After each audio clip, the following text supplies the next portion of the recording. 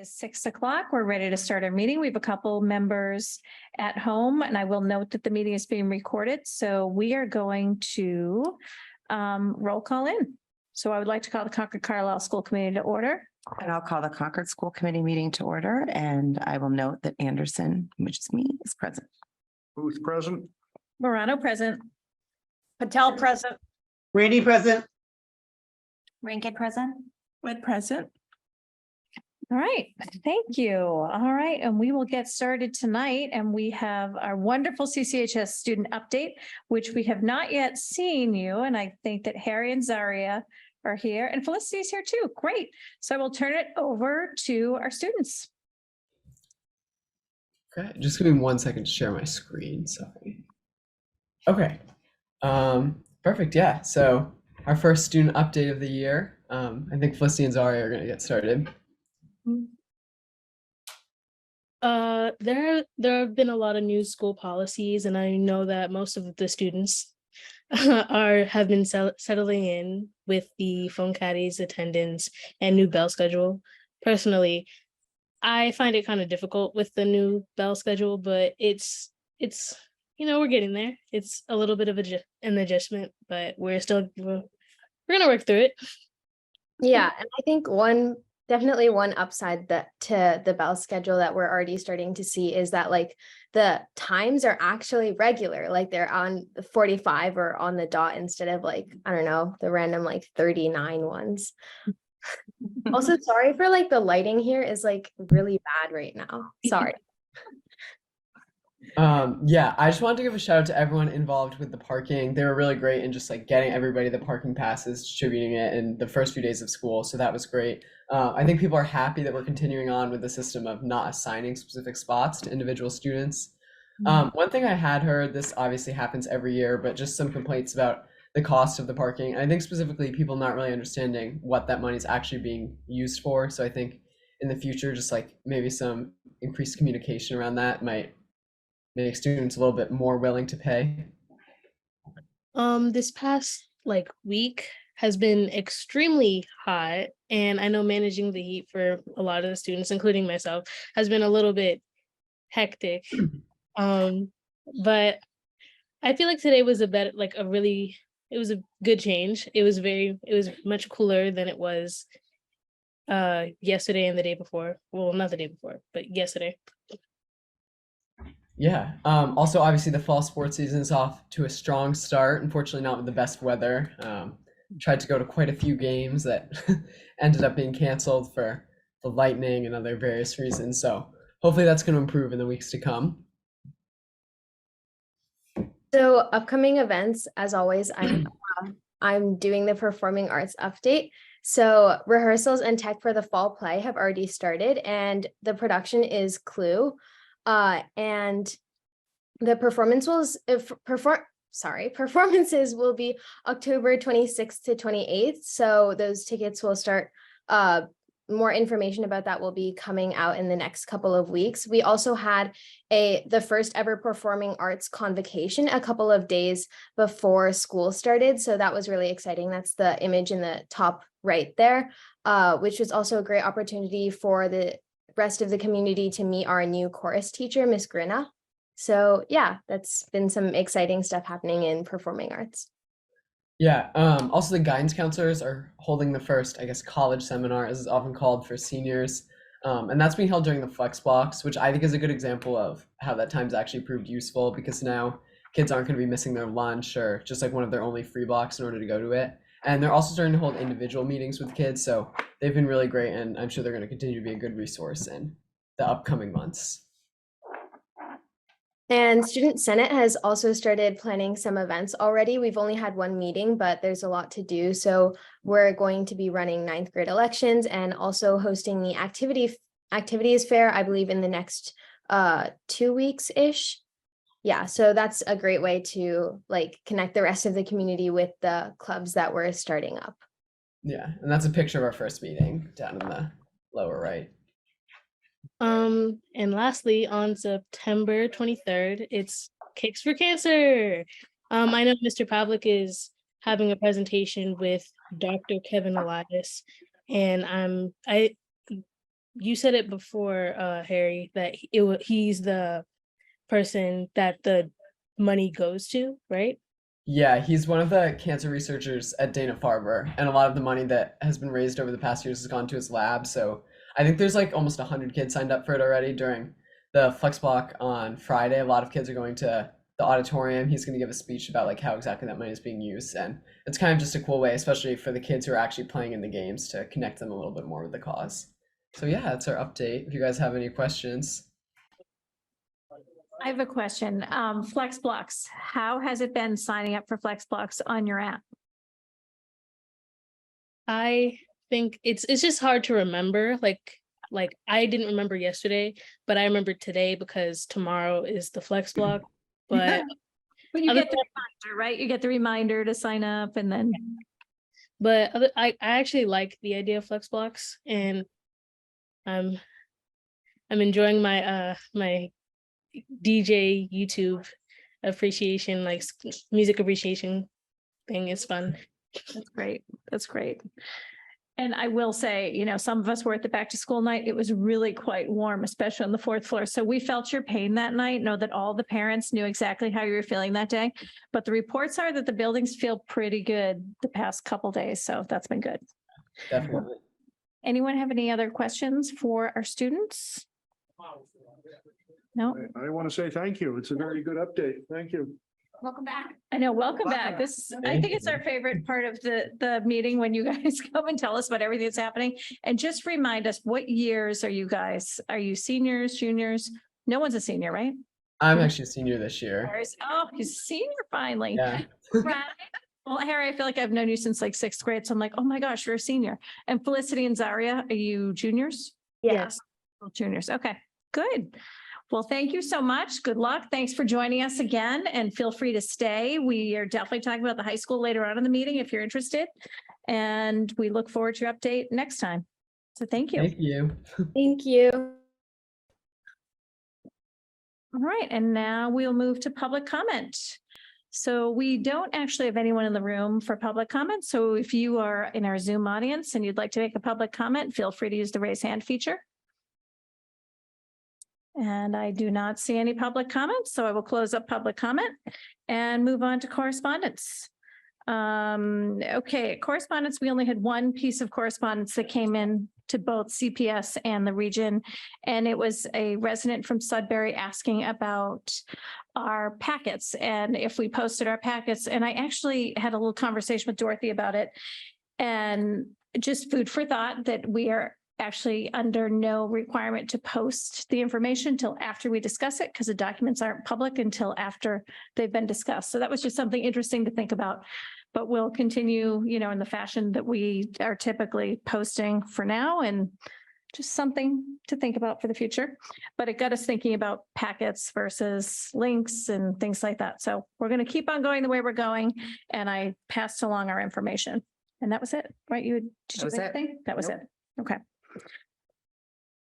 So I'll move to the consent agenda, and I'm actually going to pull, before we do that, I am going to pull the joint meeting minutes from July 20th, because we had a member that would like an addition to those minutes, and that's not complete yet.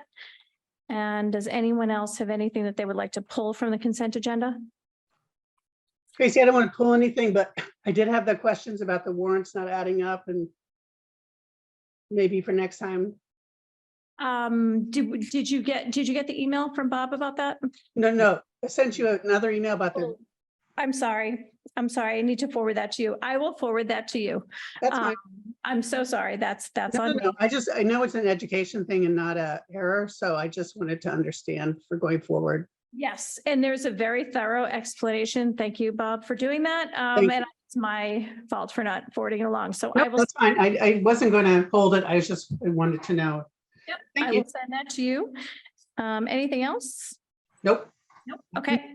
So I would entertain a motion to approve the consent agenda items B, C, and D. So moved. And do we have a second? And we'll roll call vote. Anderson, I. Discussion on the- Sorry, discussion. Yeah, I was curious, we're asked to approve a Taiwan trip, but the vendor has not been selected. So what degree of uncertainty does that put into what is now a final approval? I mean, obviously they need a vendor, they can't go, so I can loop back. Let me just I pull can that look out back from the and find out packet. If they've Um, met yet. was it in their information, in the packet, Court? Two vendors were listed. It was an either or, and it seems to me we take on considerable responsibility with this. And so if we're going to go into it with that level of uncertainty, I think this committee needs to know it. So you want to pull item D? What do people think? Are we, I don't want to hold things up, but on the other hand, I don't want to launch a trip with something as significant as a vendor, uncertain. So I'd certainly seek other opinions on this. Sorry, what's the vendor? If you link. There are you- two. you hit the There are link- two. It's Okay. either passports or TSA tours. Oh, okay. I think, Yeah, have we worked with both of these before? Dr. Passports Hunter? we have. Yeah, I mean, And I don't want to bollocks up the works. On the other hand, I want to see this committee know what it's approving. So it puts us in a little bit of a bind. I don't want to hang them up. I guess the question would be, I mean, we have both the email addresses. The way I read it was it's either one or the other, or it could be the same company that's called the same name. I'm not sure which, so. But we do have information from both companies, or it might be one company. Let me just see if, They must have picked one. They've got it posted. There's an information meeting on the 14th, which is Thursday, and the monies are due enrollments by the 15th of October. So I can they look have to have back. a They vendor. must have one. Yeah, because they've got a final cost here too. So you can pull it and I'll get back to you, or you can approve it I'd be pending. happy to move ahead with it with this contingency that you do the work on the administration end to see that we know who you and we are approving. Sure. And that they've been vetted appropriately. so Dr. Hunter will get back to us at the next meeting with the vendor that they chose, but we're still going to move to approve this. Is I'm everyone comfortable with that. Yep. Yeah, I'm Okay. comfortable. Great. All right, so now we'll roll call vote. Anderson, I for both. Aye. Morano, I. Patel, I for region. Rating eye for both, rating eye for region, sorry. Rank and I for region. What I for region? All right, There's CPS payroll, so technically you should be for both. for both. Well, Right. On the Me consent. for both. Okay, I think we're all for both, all regional and CPS members. Just for the minutes, we'll just note that. Great. Okay, thank you. All right, and on to, we'll start with Dr. Hunter for superintendent's report, and then Alexa and I just have a few things to add. Sure. I thought I'd focus primarily on the homeless shelter and sort of how the start of school has gone. Overall, it's gone very well. We are now transporting, and these numbers are moving a little bit daily still, but just under 20 kids to school of origin.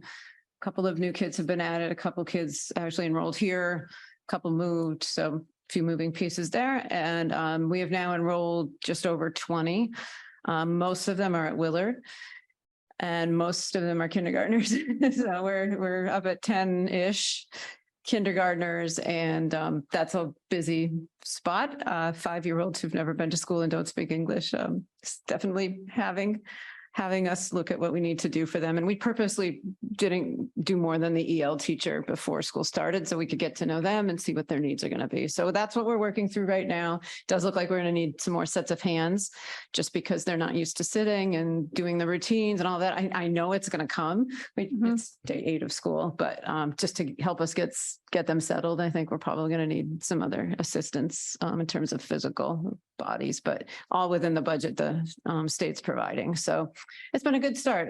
We feel really good. I was on the phone tonight with another district that's opening. There is a shelter opening for them on Monday, and they're coming out to visit the hotel here, and definitely wanted to hear our experience. And so I think we don't have it all figured out. I'm not going to say we do, but it's nice to be able to share the knowledge and try to help other districts, because it's definitely a big lift. So yeah, it's going well. Great. Nice piece on CBS about. Kate all did a of your great job. efforts. Yeah, Kate did a great job. Thank you. Yeah, so definitely for our viewers at home, if you didn't get a chance to watch it, you can go on WBZ.com and see our very own Dr. Hunter with our Yeah. very own Kate Merrill. Yeah. So that was a great piece. Okay, great. And then for us, let's see, I did update our schedule that's in our drive. And so what you'll see is all the report requests have been added on and about roughly what time of year that they will be. So you can see any report requests we had is also on the schedule. So on the agenda overview, I did link the report requests and the schedule, so you can just quickly be able to see that. The cell tower forum with the town is not tonight. It was originally scheduled for tonight, and there might be a date in October. We're not sure yet, so we're waiting to hear from that. They're working on They're it. working on it. Yeah. They're still working on it. There may be a tentative date, but I don't even want to say that for sure until they've got it worked out. Yeah. So more to come from the Finding a date town. with no conflicts is proving to be very challenging. Yep. And so, and that was kind of what our next step was, just in terms of our committee here, was to have that cell phone tower with the town forum. So that is more to come in October. And then we did, as you note, we had some correspondence from the finance committee with some questions about our facilities fees, which you can see the memo that Alexa and I sent back to the finance committee on our facilities fees. And just as a reminder, we did a very thorough look at our fee structure and we increased all of our fees. And that was back in April of 2022. And then I'll give it to Alexa to do the FinCom piece. Sure. I sent you all an email about this as well, but I think this is just in case you didn't have an opportunity to read it and just so in case anyone had questions. Last week, the Finance Committee revised their schedule as to their guidelines process. That's extremely important to the work that we do vis-a-vis the budget. So we will have 2 meetings with them to aid them in that process. The first will be October 26th, and where Dr. Hunter and Mr. Conry will present sort of, I think the best way to explain it is kind of like a state of the union, sort of where we are in the budget process, and just sort of laying the foundation work for the Finance Committee to kind of understand sort of where we are. That again will be the October 26th date. And then we'll meet again with them on November 16th. And something that is new-ish to their process, something that was implemented, I guess now 3 cycles ago by Prashar Patel, who was the guidelines chair, who's now the chair of the Finance Committee, will be presenting 5-year projections, sort of what we anticipate our growth will look like from a budget perspective. So I think that's really important so that we understand what we need to provide and what the district's going to provide. And then secondarily, and I think this is sort of interesting and important too, for all of us to understand how the Finance Committee does their work. They had debated this concept of guardrails when they were looking to set their guideline. And again, this is also something that is newer to their work.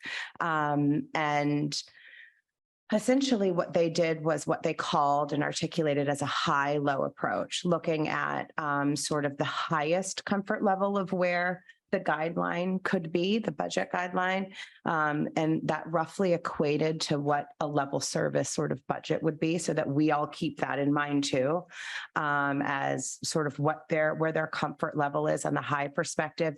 And then the low, they were debating the use of 2 different metrics that were related to, I think it's personal income growth. So ultimately, there was not agreement really on what that low metric should be. These are all metrics that come out of the Congressional Budgeting Office. So they are not random. They're and ultimately what they decided was to abandon the high-low approach and then instead to sort of synthesize those various metrics and say, we're not going to necessarily set a sort of an area for where we can go, but instead to look at those diverse metrics. Court. does that then take them back to what we knew as the sustainable growth rate? That wasn't mentioned with any kind of specificity. I think, I think the idea was the spirit of the conversation, at least my interpretation was, we should be synthesizing many metrics, not just two. I think they were trying to find consensus on the two metrics, the high and the low, so that they could work within that. But there was a lot of discussion about, and ultimately, I think where they came out at the end was saying that's too limiting. And again, there wasn't consensus about which metric on the low end best represented what the finance, like, there was no consensus on that low. So ultimately they decided, we'll use all of these things, but that you wouldn't necessarily see a range like they did last year. When they worked sustainable growth rate, they would then debate what metrics went into that. And they Yeah. gave that name, sustainable growth rate, whether it has that name or not, they're going to yield one rate for us. And So ultimately they'll come out at the end with a guideline, but in terms of how they arrive at that, they just sort of refined, and as we all do, like, we're all trying to do better work each year. We refined our goals process, they're refining their processes. I think this is all really positive. So and I know that can be confusing. So, I didn't entirely understand this my first, and even maybe my first, maybe by my second I did, but so if anyone has questions about how the guideline works and sort of how we interact with the finance committee during this crucial time, please speak up, whether it's in public or, emailing me after. Another question, Cory? Yeah, well, I have what I consider to be a big concern, and that is ostensibly the budget for fiscal 25 that moves forward is a school committee budget. We know the administration has their hands all over it because they do all the operational work to yield all the facts and figures and generate proposals to us. When I read the budget calendar, it looks like we, as a school committee, have our first engagement with the budget on October 24th. And a mere 48 hours later, it goes public to the FinCom. I don't consider that adequate unless the administration wants to represent the administration. But if the administration wants to represent the school committee, I think we need more than hours. Yeah, we're not presenting the budget though on the 24th at all. Well, whose State of the Union is it? Let me ask it that way. Maybe this should wait till we get to the budget conversation. Yeah, we do have a lengthy discussion in our discussion process under D about all of this. So I'll ask that question, get addressed at that point. We are gonna go through like all of the budget meetings and what the I know, top line, but we mentioned the 26th, and so I thought it was pertinent. 48 hours prior, this school committee gets its first look at what the administration wants to bring our way. No, you're only getting the 5-year projections. And anyway, Let's do this in our discussion. Yeah. Okay. I think Cynthia, did you have a question? Nope. Hands down. I do have one other item. Let's go back to facilities if we could. Sure. I understand the chairs have decided that we're not going to revisit this. I certainly respect that decision. I would like to note, however, that when we did put in these increases, there was the explicit expectation that we would have a report analyzing how that first year went. We have yet to see that. And secondly, in your communication with the FinCom, I would hope that you would note that we automatically adjust for contractual changes each year, because we do every July 1st or every time there's a contract. Those Like the custodial fees, overtime rates change. are very relevant to the fees, and they automatically, without school committee approval, because it's a de facto via the contract, get increased. I think the FinCom should know that. And I think because our first year is literally September, because remember the fees changed in September. We are just at the end of that first year as of August 30th. So we just simply haven't had time to bring that back to us. Yeah, and I would go to our want next that to meeting. be rushed. Exactly. No, Yeah. so we will definitely do that. Any other questions or comments? And the only other thing is our chair's breakfast. Do you want to talk about the chair's breakfast? Anything pertinent there that we needed to share with anyone? The only thing that I'll note is often in the chair's breakfast, so Concord has a meeting every third Wednesday of the month where all the chairs of the different committees, and Concord has a lot of committees, all get together and sort of give updates as to what they're working on. And there has been, I would say the focus, I don't know, a theme that has kept recurring is the development that is being proposed in West Concord.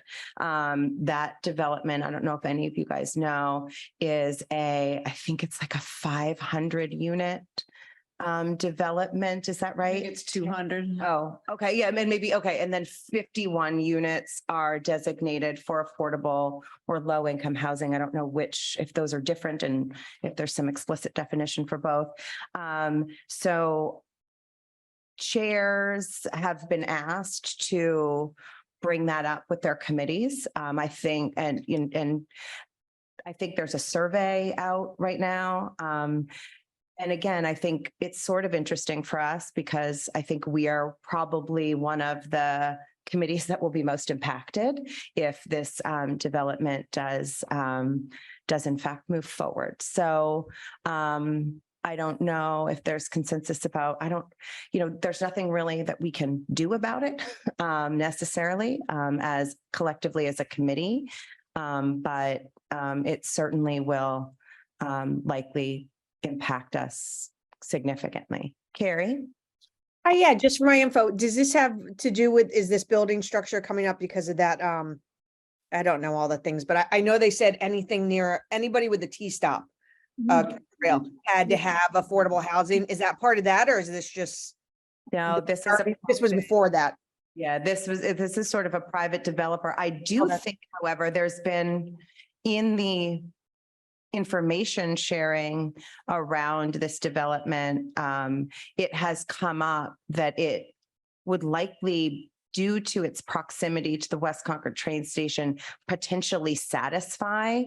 I don't know if it would satisfy in its entirety the MBTA communities regulations or not, but We don't have to build anything to satisfy. the MBTA. yeah, we just have to Yeah. rezone, I So guess. there's no connection. Yeah, so I guess you're right. The MBTA Communities Act is relevant. just to zoning, us, But yeah. not immediately because it Right. doesn't You trigger. can't any compel development. private people. I think this is what did they call it? The Junction Village project that didn't. No, No, This it's is not something something else. else. I don't even know that it's been named. I don't think it's actually, to been be named yet. honest. No, I mean And- the replacement for the one that didn't go forward. Oh, Yeah, you have Yes. a 40B housing Correct. threshold you haven't met, so I Yeah. think it is part of Yes, that. I think it is. What happened was the developer came back to the town for a third, let's call it subsidy for lack of a better term, and the select board said no, and the developer withdrew. So now the property is in play again, and that's what you're Yes. speaking to. So this is just information for the chair's This, breakfast. this property's on Baker Ave. yeah, By this is building? different. Yeah, this is not by the prison. It's, yeah, so it's Different an location. entirely different, good points. Yeah. And so next Wednesday, we have another chair's breakfast, and there is an opportunity for all of you that I will forward you along. It's an invitation to go to, let me just get it right. Lisa Stricker of GovHR will facilitate a conversation on inclusion in board and committee work. So that will be next Wednesday from 10 to, I think, 11. They do have an RSVP. It is only in person. So I will forward this on tonight to everyone if you would like to join that. And tomorrow, Alexa and I are hosting our first chairs roundtable about the local school committee. So I think we have 8 other chairs coming over.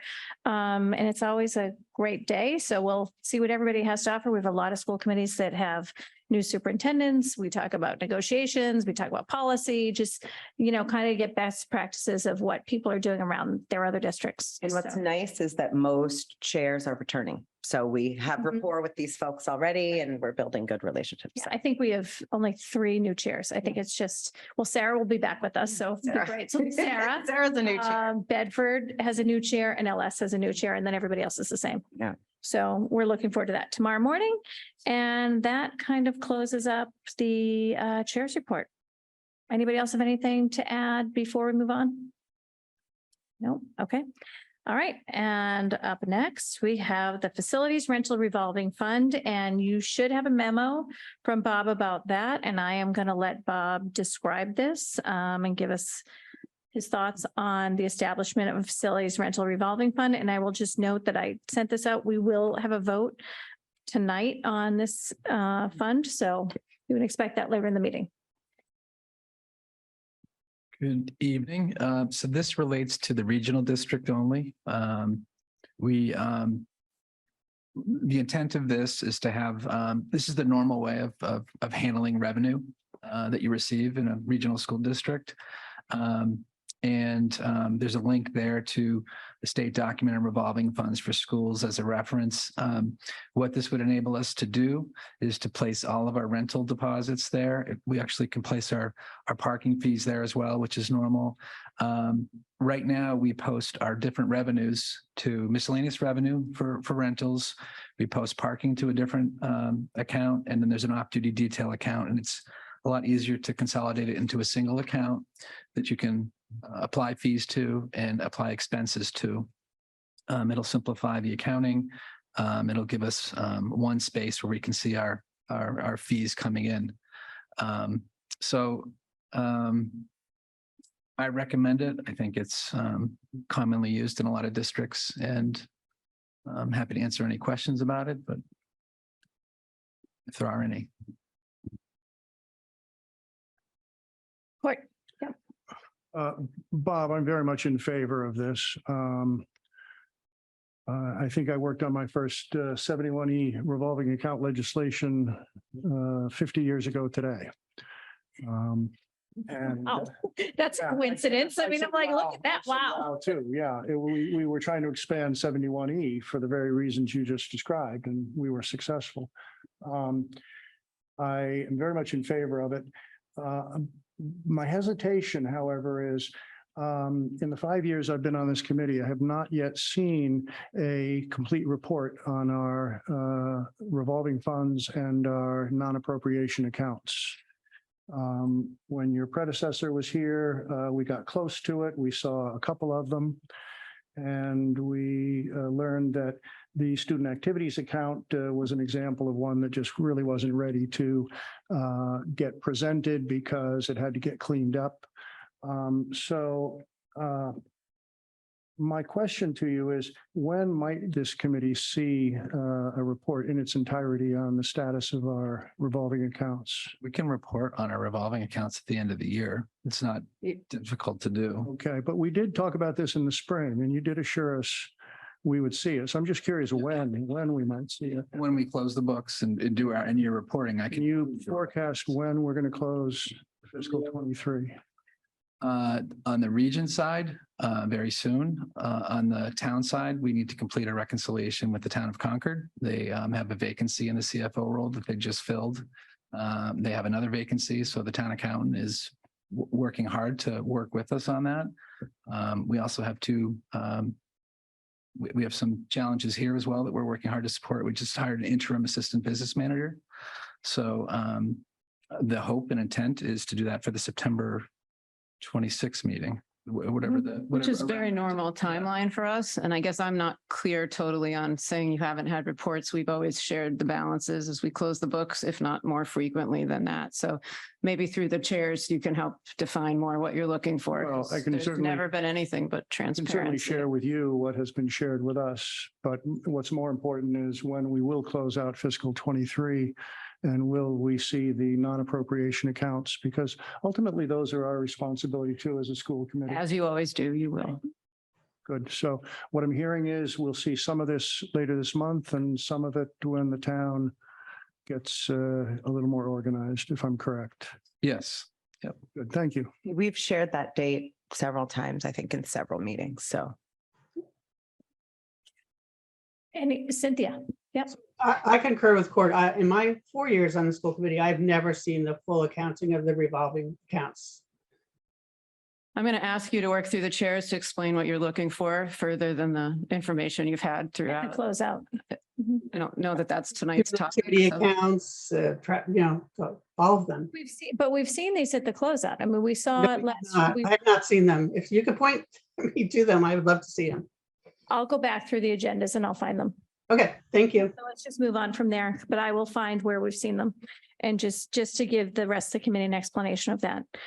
All right, so are there any other questions on the topic at hand, which would be the facilities rental revolving fund? I think it's personally, I think it's a great idea. This is best practice. It's a recommendation from Bob to us. And I appreciate the work on this because it does make more sense that you actually can carry this over. If I'm reading it correctly, Bob, am I reading that correctly?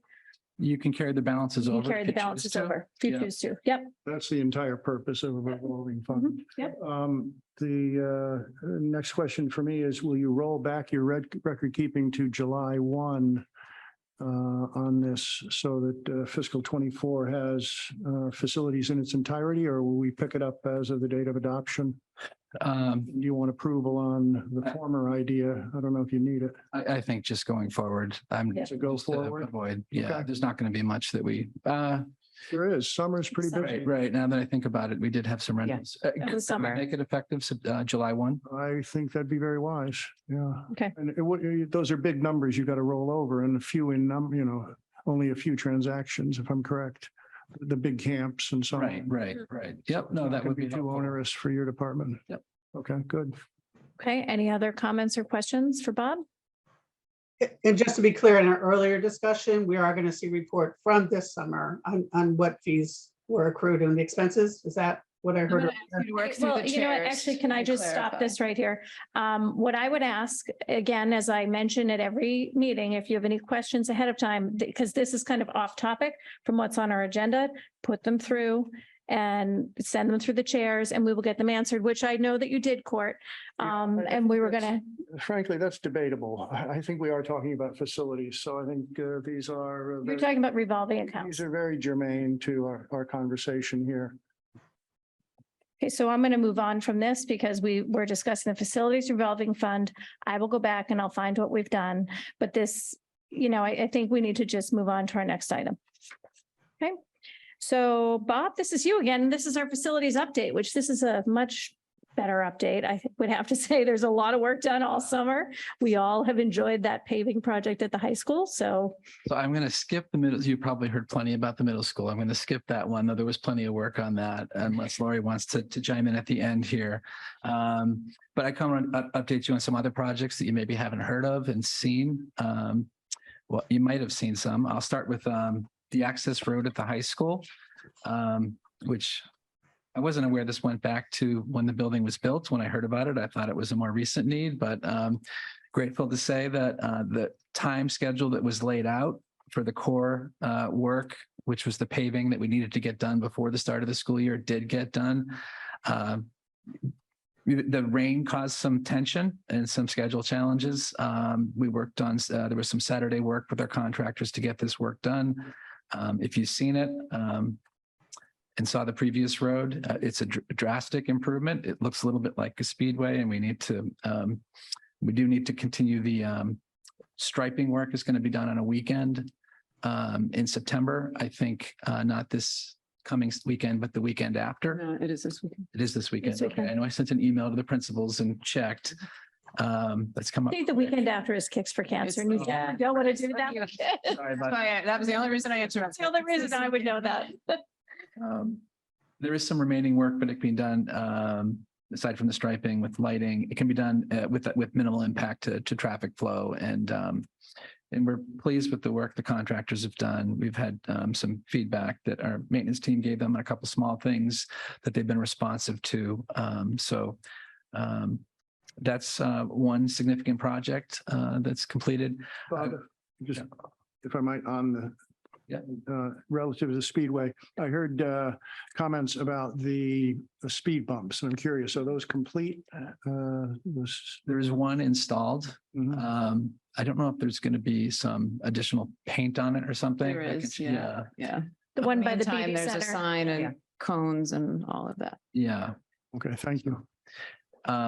I should not move on to the next one without mentioning that the town engineering department, Saul Ibarra specifically, was a tremendous help on this project Very much. and a great partner on this. So thanks to him from us. Another project that's related to paving is the Ripley. You can see if you've driven in, you've seen a little bit on the side there, as well as the walkway. I know our neighbors are pleased to see the walkway. The sidewalk has been paved. That work is completed. What's left is they'll come back to install loam and grass.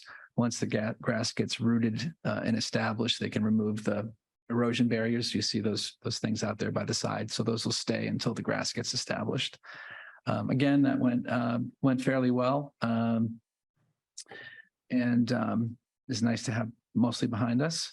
At the high school, we had a couple things done within the building that were large part driven by and managed by Russ Hughes, our director of facilities. The first one was the guidance office space. This work was in alignment with our and driven by our desire to support student wellness. The space and setup of the space was, I don't quite know how to describe it, but I would say it's now a much more welcoming space for students. That was really kind of process that was managed by Russ.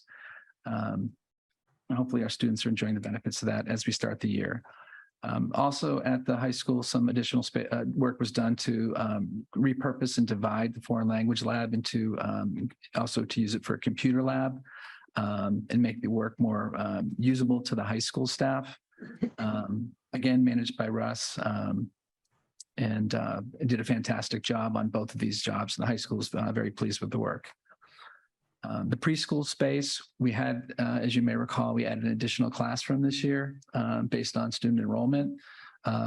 It wasn't as simple as just adding a classroom. We had to repurpose space and it resulted in a move of SLPs, a classroom teacher, a nurse.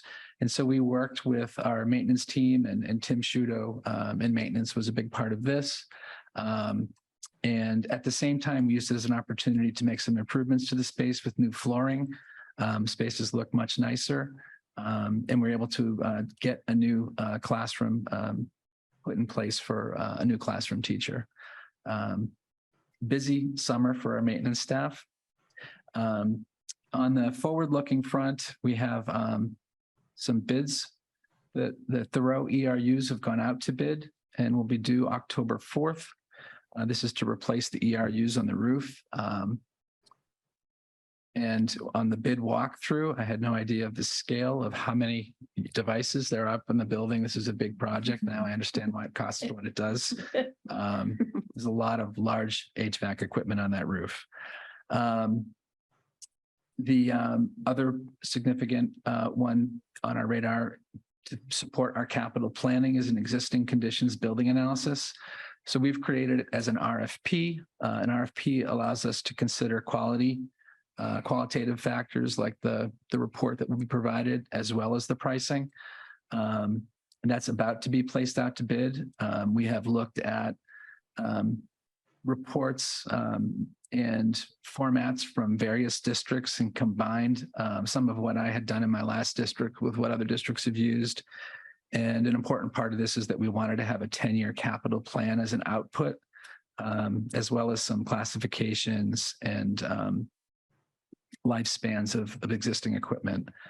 So that's about to go out to bid. Our feedback from talking to a couple of the potential bidders is that the project could take 3 to 4 months to complete. It's pretty extensive for the 4 buildings. So I just wanted you to be aware of that. It's in process and what the timeline was. There are other projects that are smaller, but those are the kind of the core ones I wanted to put in front of you for tonight. So in terms of that project, so we won't have the report till after the first of the new year. We're going to push and ask for a draft report. Okay. But no, we're not going to have it before the new year. And I hope to be able to incorporate some of that into our capital planning. Yeah. That's the hope. But we'll be presenting our first budget November 21st. So we're not going to have it for the operating budget presentation then. Yeah, we can talk about, I think that, we need to talk and then talk to the committee, maybe through one of the budget workshops about how to approach that. But I don't have a plan for that now. Okay. There's different ways to plan around that. Okay. Does the RFP go to selected vendors and then to the general register or something like It that? has to go to a register, Mhm. has to goes on into a newspaper, which is archaic, but it's the Yeah. law. It has to go on a bulletin board, so I'm going to paste it to some bulletin board here. And then it has to go to combis. So I don't quite understand the bulletin board and the newspaper, but those are the We're requirements. allowed to send it to. We a are Circle of after we post it. after. After Thank you. we, so. Very good. And I will say that out of all the procurements I've done, it's disappointing. Sometimes you do a procurement and you get one or two bidders. This is the only one I've done where I had 9 bidders and 7 of them were fantastic. Like, it was hard to choose from. So I'm hopeful that we have the same experience here. There are some good companies that do this work. It might be a difficult choice. Well, definitely thanks to Russ and his team and Tim and everyone that worked hard this summer to really do all the maintenance that's necessary. And I mean, schools still are working over the summer. So Yeah, thank you to the team that is doing that. I'll share Send that with from them. us. Thank you. Yeah, absolutely. Cynthia. Yeah, can I just ask about some of the items that were on our capital plan? The Concord Public Schools that weren't mentioned? Sure. Okay, so, and if there's no status or whatever, that's fine. It's just Thoreau Campus Master Plan. That one, we don't need to, we're going to go through a quote process based on the cost. We have identified that we can go through a quote process for that. So we have a document that's about ready. Our interim assistant business manager started 5 days ago and has been very busy. So we're almost there. Okay, great. And then the Thoreau Fire Suppression System. We are trying to, so the first part of that is our fire suppression vendor is swamped and said that they can't even quote that right now. So we're looking at different alternatives. There's a Maya grant we also are looking at. So one of the potential things we could look at is putting sensors in the space as a short-term solution, temperature sensors that we connect to the building management system. The long-term solution is to look at a dry fire suppression system. And talking to our facilities manager, we are hesitant to engage a different fire suppression company for the design when we're supported by the existing company we have. Mhm. So, we need to figure out whether we can push them and get them to work with us. So there's some more work on that. We haven't made a decision on how we're going to move forward, and we're kind of in a challenging situation with our vendor not being quite as responsive as we wanted. Gotcha. And then the last one is the Thoreau Playground. That's part of the work that's going to be bid out, and the playground would be part of the campus project. So we're going to go slow on that and make sure we have a big picture view of the expansion of the playground that's been put in so far. Okay, so that sounds like an important, so we might get a report on that as part of the budget process or something later this year. How long do you think? I mean, I could include updates on capital projects as part of the budget status of what we've done so far and just kind of make that a annual part of the process. Yeah, the Thoreau one might move more quickly since it's quotes and not the full RFP process. So we can keep you posted once we are finished with the description and get it out.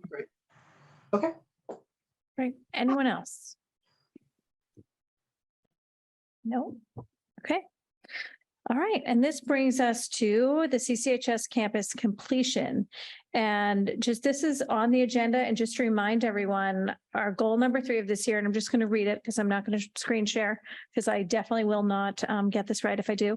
The Concord Carlisle Regional School Committee will evaluate our high school campus. The Concord Carlisle Regional School Committee will utilize the report from the CCHS Campus Advisory Committee in order to make recommendations. So I've sent you the campus advisory reports. There's all sorts of information out there on the work of that committee.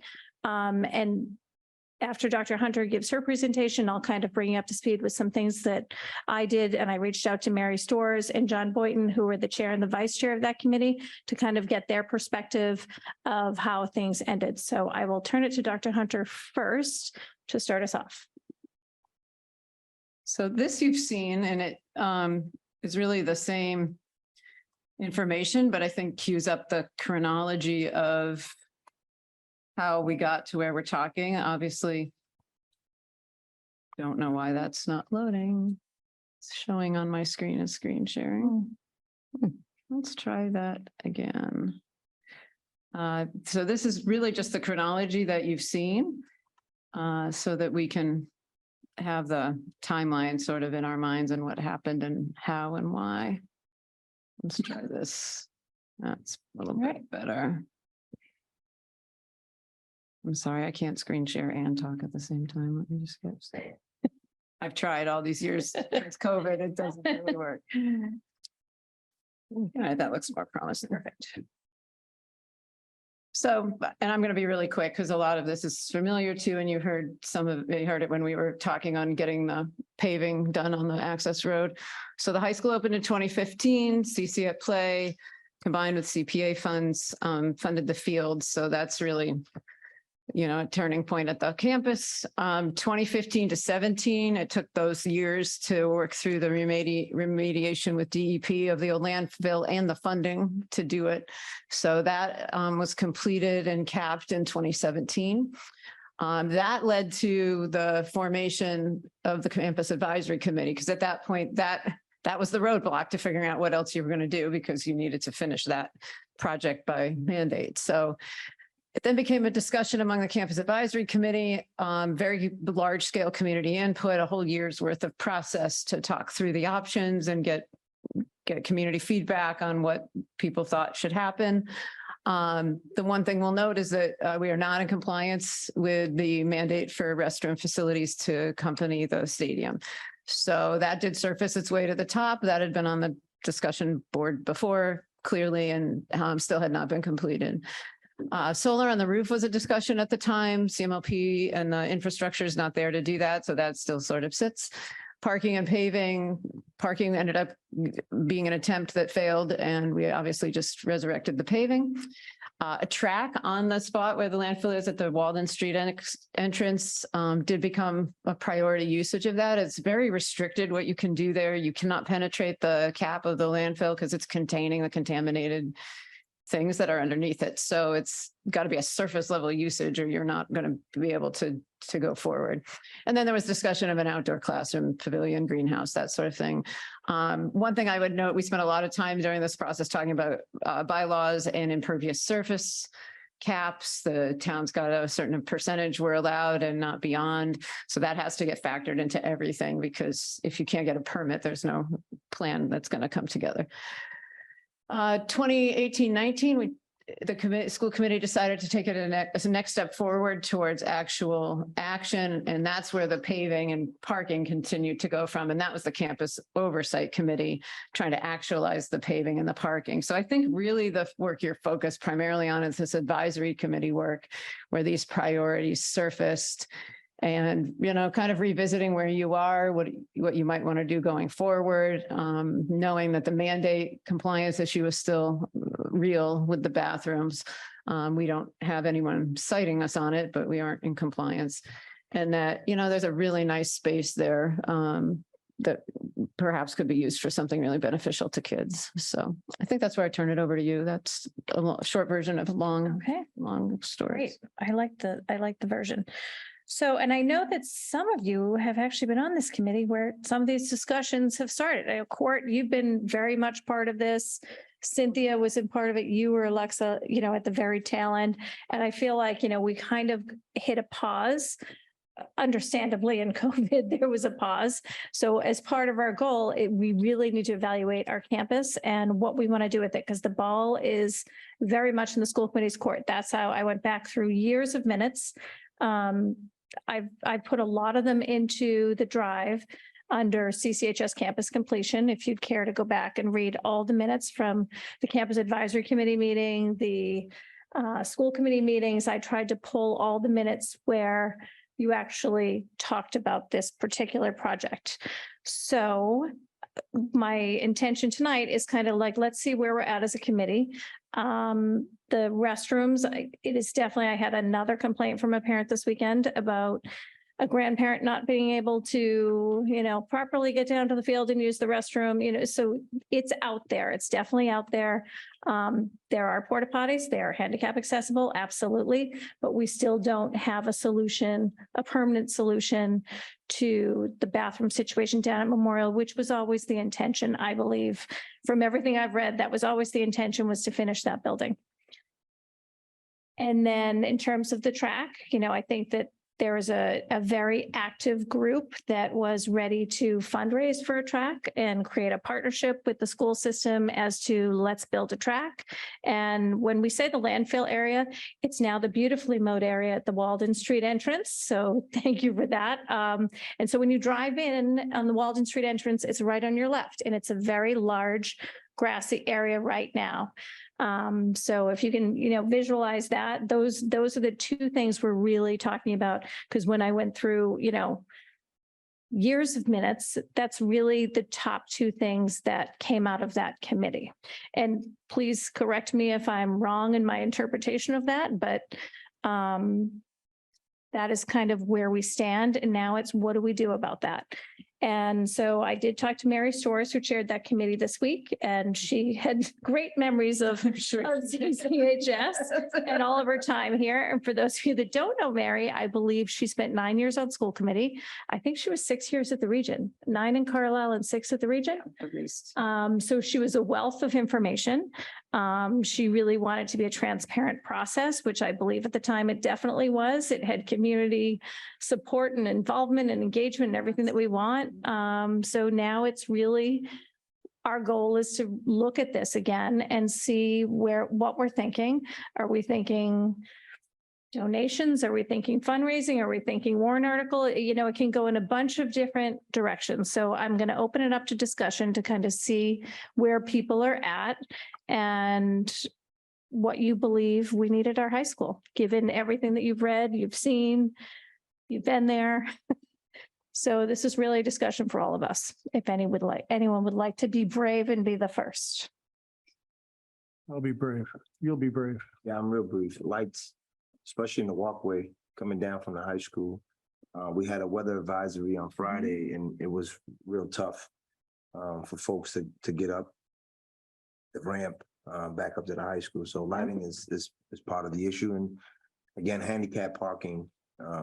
Folks who are in a wheelchair. I have a brother who attends games, and it's very tough to get him up and down to the field. So handicap parking, making it more accessible for the handicaps would be a great added feature. I'm glad we're talking about it again.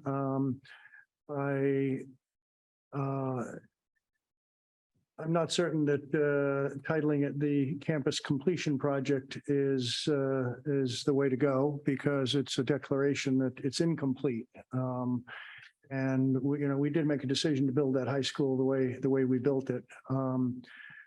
So I think COVID was not the reason that we turned our attention away necessarily. For me, we turned our attention away because the fiscal implications were just too dire, and we were putting huge asks in front of this town for other projects. So it just didn't seem practical to look for money that wasn't there. That was my perception, not that it was a COVID delay per se. I'm glad you brought up fundraising, because I think that was the one piece that in Dr. Hunter's review wasn't explicitly mentioned, but it was a huge part of our conversations. And to your point, yes, we did have the beginning of a groundswell. Yeah. And for newer members, we've got a rendering of what that track could look like that says, yeah, it's very doable. Yeah. It's very doable. But I think that the timing is tough now.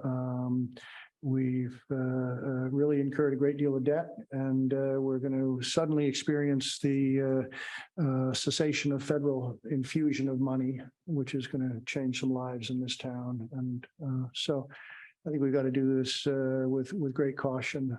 So to your word, priorities, yeah, it's about priorities. I think I would ask you, Domingos, And I know it's maybe a personal impression from your family, but if you had to put accessibility money one place first, would it be parking? Would it be ramping? Would it be lights? Would it be toilets? Because between us, we've suggested there's a lot of improvements that could be necessary for accessibility, but we may not do them all at once. Do you have a sense of? Well, the bathroom would be the top priority because again, Okay. you know, the handicap bathroom that's there now, it's only one. Mhm. You have a few different individuals, it's kind of tough to use it. But, you know, even the accessibility to the field, I don't see that being something that would be costly, especially if it's added towards the far end end zone. That would give people access to the field and not have to go up the actual ramp. So Yeah. the bathroom is top. I think there's like 3 porta potties there. When you have a home game with a couple of hundred people, it's kind of tough. The lines can get very long. And then of course there's little to no lighting in that area. So Yeah, good. All right, thank you. Very helpful. Yeah, I just want to, with respect to the fact that we're out of compliance, that makes me worried. That's the first thing about the facilities. You know, going back to discussing the chair's breakfast, there was a single complaint made to the town by a resident who uses a wheelchair about some safety concerns around the train station and the crossing on the Bruce Freeman Rail Trail. A single complaint, one person, and they have sprung into action to address a lot of those concerns. I get concerned about a few things. Number one, this building's been open since 2015. We're approaching our 9th and 10th year where we have been out of compliance. To me, we're running on borrowed time on this.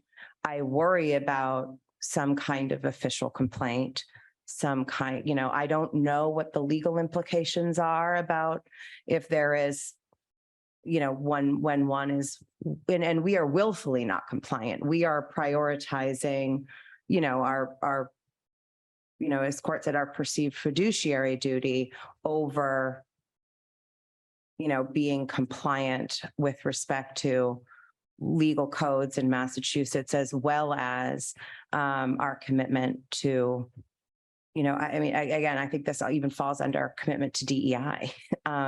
You know, this is firmly in that arena. And when we say we are committed to inclusion, inclusion is about mobility. It's about all kinds of things. And this is not, currently, we are not putting our money where our mouth is. That does concern me. And I think that we have to have the difficult discussion of what matters most at this time. And again, I think, you know, I do get worried too about continually, you know, deferring maintenance all the time. We can continue to kick this can down the road as we have, but what you'll see time and time again is costs generally don't go down.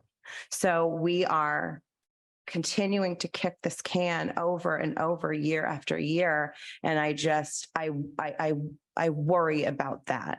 And I think it is a challenging reckoning, right? But I think as we approach our 10-year mark on this building, where other things are going to start to, you know, need replacement and repair, that I think is why this needs to be a priority and how we discuss it. So, Carrie. I have a couple questions, and I thought I'm similarly, I'm uncomfortable with the prioritization question. So Domingos, I just feel like this, whereas we have a responsibility to students, to families, sorry. Microphone. We have a responsibility to students, to families, to anybody who comes to our community to make sure that they are able to access everything and not just through a porta potty. And that goes to all of the porta potties. I mean, I think we are capable, we are legally responsible to, legally required to have accessible facilities. And that includes at our fields. So I think that the amenities like bathroom and whatnot is, for me, is like, I think that we have to be really serious about, it's not going to happen overnight. So I think we have to start really seriously thinking about how we do that. As for the track, like, I think if there's a lot of interest, and I would love to explore the options for some type of like public-private partnership. Yeah, I don't think in either of these situations, I don't think that it needs to come from just the town. I don't think just the town has to foot the bill for all of it, but I do think that there's like, I was just thinking, I don't even know how we would access all this money, but at the Community Preservation Committee, it feels like CPC would have something for the track, or Concord at Play. You talked about Concord at Play. I wonder if that's still, if they have funding in there, or who was organizing the private donors for the track. You had said that there was some private money prior. Yeah, I mean, from everything I read, it looked like in 2018, there was a very active group from the track that was interested in doing some fundraising. Now, obviously, kids have graduated, players have changed, but that would be something worthwhile to pursue. Yeah. To see if there's interest in specifically like a track group. People change, but I think it's certainly worth exploring, and we're at a point, like, this is a good moment in time to at least be talking about it. So I'm in support of exploring the idea. I don't know where that goes, but I'm very open to the conversation. Cynthia. So just for historical purposes, we did have a bathroom down there. We did have a concessions down there. We did have a storage facility down there. They were removed during the upgrade. And unfortunately, I don't think everybody did their proper due diligence in figuring out what would happen when we removed those. So I think everybody thought we'd be sort of grandfathered in, because we really didn't change that field substantially. And that's what I still don't understand. That's certainly not a stadium. I know Dr. Hunter keeps telling us about the plumbing department, or whatever they're called, the plumbing board is very difficult to work through. But I don't think we've really done any type of work on a home rule petition, working with our legislature to try to do something. I think we're all in support of it, but not on the massive scale that the plumbing board requires, which is certainly way beyond what we are going to need for a basic functionality at that field. The other, But I don't know that I agree with that. Like, I looked through the renderings and, when I look at the usage of those fields forget the football games, the 8 or so games that we have a year at the stadium, which I know.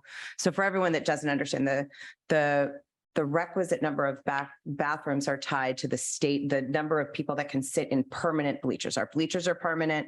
It seats 3,000 or whatever. 1,800 is the number. Yeah, So so- 1,800, and the requirement is to have a bathroom with 44 bathrooms, which we could apply for a variance if we had a design and get it down to 22 bathrooms. Yeah. So yes, it is 22 bathrooms. It is plumbing code. Yeah. It is, I mean, everything I read, the feasibility study, I don't think there's any way around the plumbing code. Yeah, That is what it is. Well, right, but even notwithstanding the plumbing code, if we got the variance, when in 2021, when we first started having these conversations, when I was involved, I sort of took everyone at their word. This is egregious. This is too many. And the more time I spend on that campus as my children age up, we're there quite a bit on weekends. It's not just these football games. There's so much use on that campus. It is so busy.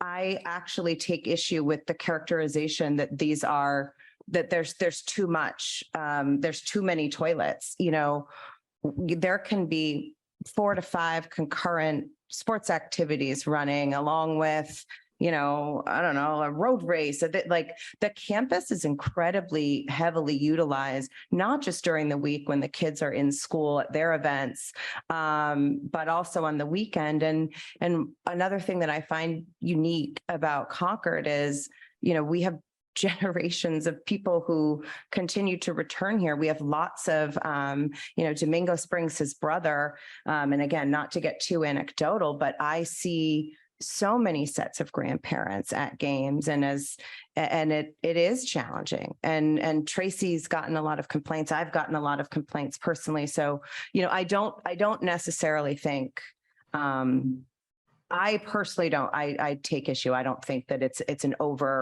44, yes, I think that's too many. The scaled back design of 4 urinals in a men's room, 4 stalls in a men's room. I think also too, the design might get tweaked. We might do some gender neutral toilets, which would leave about 12 for a women's room. I don't think that's outrageous, but that's just me. Okay, but I wasn't quite finished, but as somebody who's traveled amongst most of the campuses in this area for the last 10 to 15 years, I could tell you I've never seen, you're lucky to come upon a nice facility with 2 or 3 bathrooms, 4 or 5. I've never seen any grand facility with this number of bathrooms ever going through. I must have been at between lacrosse, et cetera, at football. For youth sports, I've gone to many high school campuses across this Metro West area, and it's definitely nothing fancy. It's what it is, and I don't think most people expect lavish accommodations when they go to a football field, honestly. The other thing is I have not finished yet, sorry. I observed most of the campus advisory committee meetings in person, and that there was a pretty strong interest in a track and having a track athlete or athletes.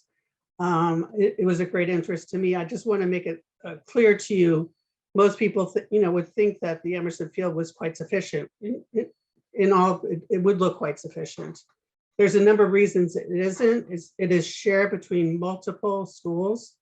I think it's 5. So it's a orchestration to try to get everybody on and off. Most schools don't have that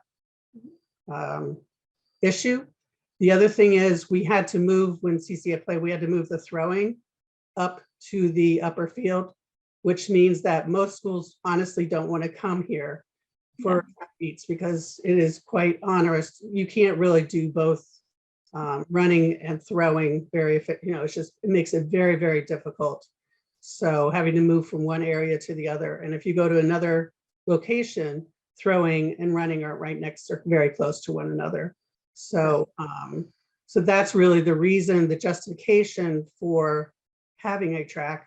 But I do think we have to have a significant fundraising component to doing that. I think the back of the envelope number was something like 1.5 million, but I could be wrong. I have a sort of bare bones situation. But obviously things have changed dramatically since then. 5 years ago. Yeah, so you're right, Cynthia. It was, I think they said 1.2 to 1.7. It was 5 years ago. I'm not certain if that included the parking though, or not, or if it was just the track. No, that's just the track. Just the track. So it would be, definitely over $2 million. So I think we have to say it's going to be over $2 million. We do have some upgraded numbers too for the amenities building, and that number, I mean, it's a big number. But it is I think I forget the square footage of it. Domingos, you could definitely help us with this one, but the square footage, I don't know if it was 1,800 square feet building. I mean, it's a box. It's literally a building that's a box with toilets in it, but it's like a $2 million building because it is a permanent structure and it would have plumbing in About it. $1 million 5 years ago. And It was $1 million 5 years. Now it's shouldn't 2. surprise us who've been building things lately. So, really the intention tonight was to start this discussion. We do need to have, a path forward. I think there are some things that we could get some answers to before our next meeting. It would be great if maybe someone in this committee might offer to reach out to CPC to see if this would be something that, they would be willing to consider.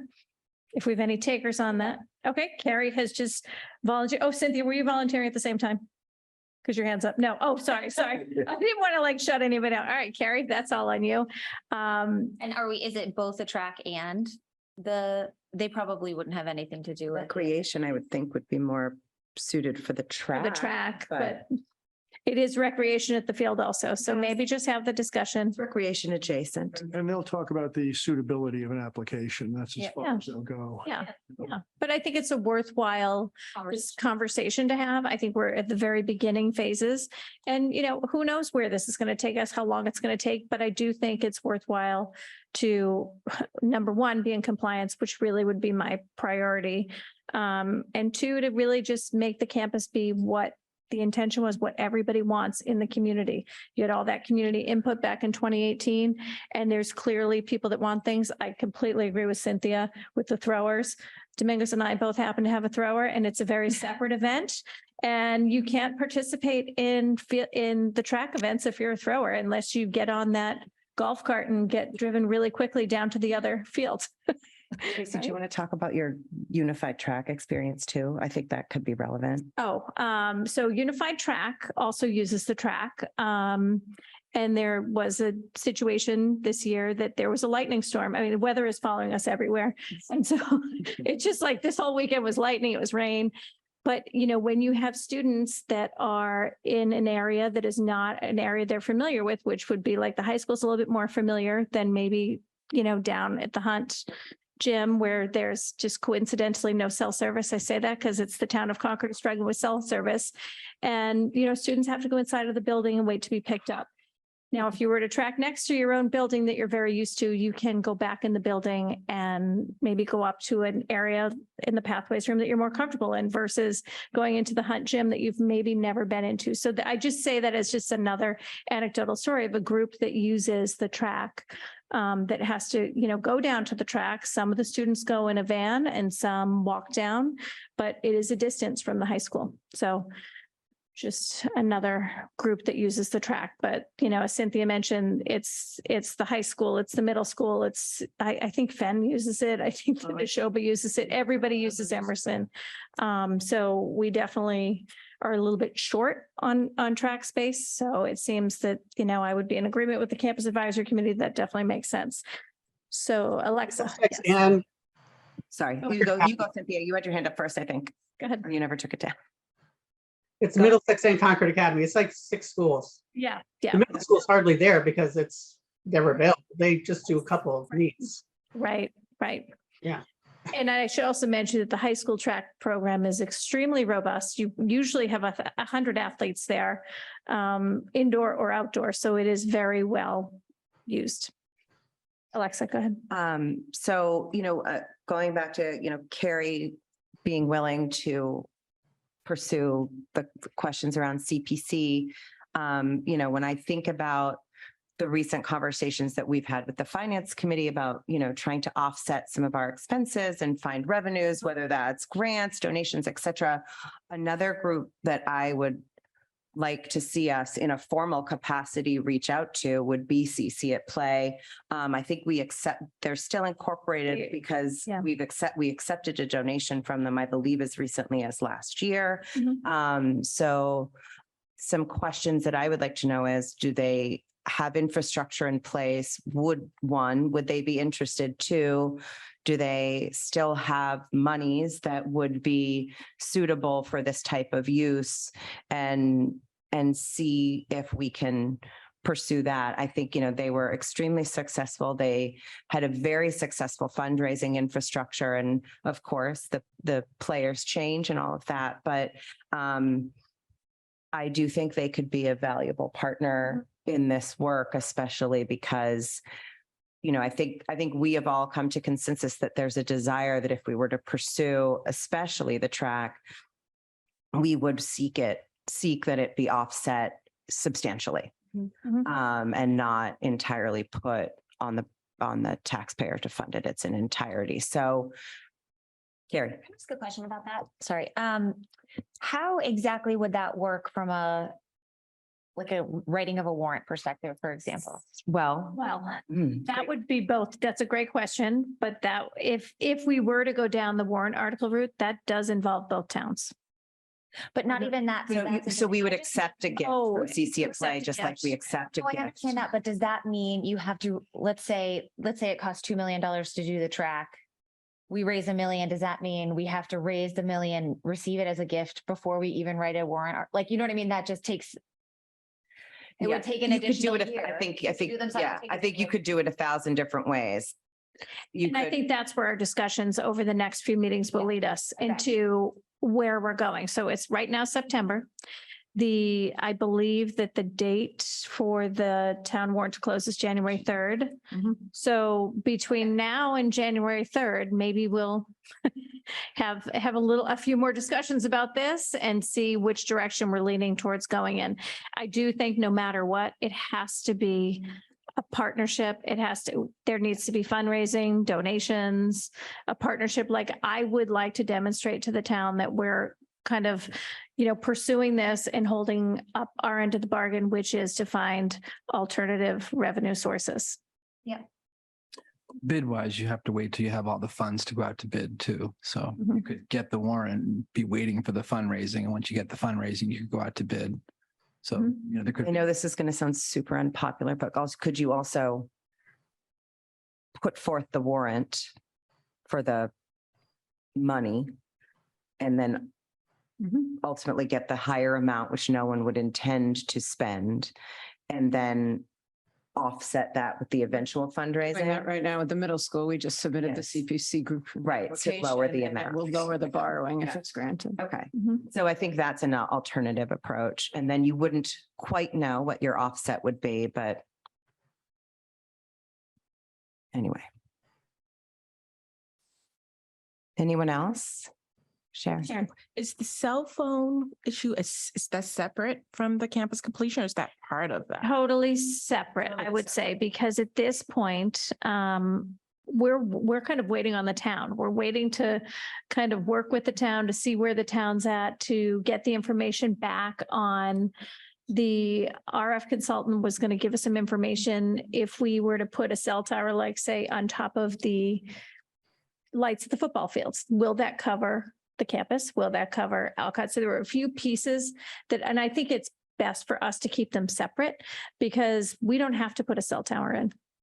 We don't have to, and we haven't even made that decision yet. So the way I view it is it's totally separate. So, okay. Because that would be something I would vote for campus completion to really make it the space that we want. I Mhm. mean, and just this weekend, we had soccer games and trials and there was weather. And, a lot of parents dropped their kids off and Mhm. we had a mass exodus and kids were just running kind of all over. And I think that goes to the issue of lighting too. A lot of kids run between the cars. They're running in the parking lots. Yeah. I was lighting, cell phone separate, but I think Yeah. it's very important. Very important, right? Yeah. Right. And by no means have we dropped the cell phone tower, but I feel like we're in a holding pattern until the town has its forum to kind of see what does the town think? What do the townspeople think? I am hearing reports from parents saying, I have no access. I can't make a phone call. I mean, calls are dropped up there all the time. We all know that. It's hard to reach people.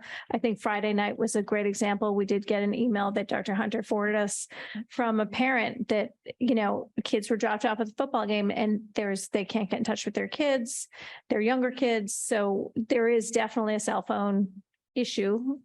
At the high school, significant cell phone issue. So we haven't dropped that by any means. And just one more. No pun intended, right? Yeah. No. I know we mentioned more handicap parking. Is there any way to put more parking back by the upper turf on the weekend? There's no. There's not. Because people park. The on impervious lot, it gets surface very- issue is why that's not paved. It's gravel up top there.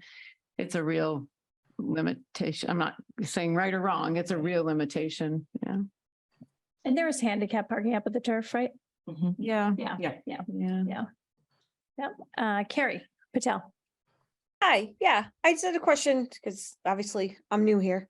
I'm looking at the whole Gale slides here. Yep. And so when you're talking about the amenities building and the track, are you talking about this all together, like paying for so that was when Bob said it had to go out to bid, like, would you be willing, or is it able to do these things separately? Like, how much is the track? So this will be our discussion over the next few meetings. I think we have to prioritize what we want to do as a committee. Do we want to pursue the amenities building? Do we want to pursue the track? You know, I think the numbers that we've heard tonight, the amenities building is definitely over $2 million. The track is probably around $2 million. So we are talking about $4 million. Are you better to do it separate or together with fundraising, you know, with community partnerships? So all of that is on the table. Everything is on the table. I don't know if that's how, I don't know if things are different in Concord versus Carlisle. I don't know any of the state laws, but like we just built the castle. And that wasn't, there was no bids for that because that was actually through our SAC through the School Advisory Council. They were the ones who came up with it. We made a separate, you know, like a working group. And then the PTO of Carlisle held the money for that to build it. And we got, what is that, CPA funding from Carlisle. The town did give us $325,000 towards it. But like how I think Bob had just said, like, you'd got to wait to get all the money before the bids go out. Like, we didn't have to do any of that because I mean, we did it. I don't know if it was right or wrong or not, but like, we didn't have to put anything out to bid because I don't know, I guess it technically wasn't the school because the PTO was holding the money. Like, I don't know. So that's why when you guys were just talking about that, like, that's what I was thinking of. I was like, oh, like, and I know it's a lot of money. We raised $1.2 million for the playground. So, but that I was like, oh, to me, the toilets need to be done. As somebody who needs a bathroom all the time, I have I'm all about the accessory building for bathrooms. But the track, and not that we don't need that either, but like, I don't know, it just feels like those are two big things that could definitely be separated, and maybe the track could be more of a fundraising endeavor. Just throwing that out there for you. Yeah, no, that's the conversation you're going to need to have, is to sort all that out and figure out how to approach this. So we have lots of food for thought. Cynthia, yep, go ahead. So another thing that I haven't heard about is storage. I still see those containers on campus, which I personally would like to see gone as soon as possible, because I feel like they're eyesores, even up the upper white fields. And there's other junk thrown in there for good measure. I personally think that the track community, which really doesn't have an official booster club that I'm currently aware of, needs like a year to get going, to get a groundswell, to begin their process of fundraising and get back to us. I don't think we need to pressure them into, we'll have a warrant article this year. You need to come up with, $1 million. And that sounds like we're doing it the wrong way. Let's see what they can. And I don't know who's talked to anybody. It used to be Stephen Lane, who's no longer a track coach. So, I don't know who's gotten any interest, and you do have to start with the coaches because I don't know of any other group. But there's certainly a strong group of alumni, parents, and runners. But it takes a while. It's going to take a year. So my personal opinion with the track, we should just try to get something going with, coordinating that kind of effort. However it is, but I think doing something this year for the town meeting is I don't think that's fair or reasonable. Seems very rushed to me. Yeah. My 2 cents, with having been pretty close to that situation. Yeah. And so I would ask Dr. Hunter, could we ask you to reach out to the track folks and kind of see where they're at, where their parent organizations? I do think they have a Friends of now that's been established. I'm not positive, but I think they do. And so, just to see what their level of interest is and where they're at, and let them know that we're talking about it.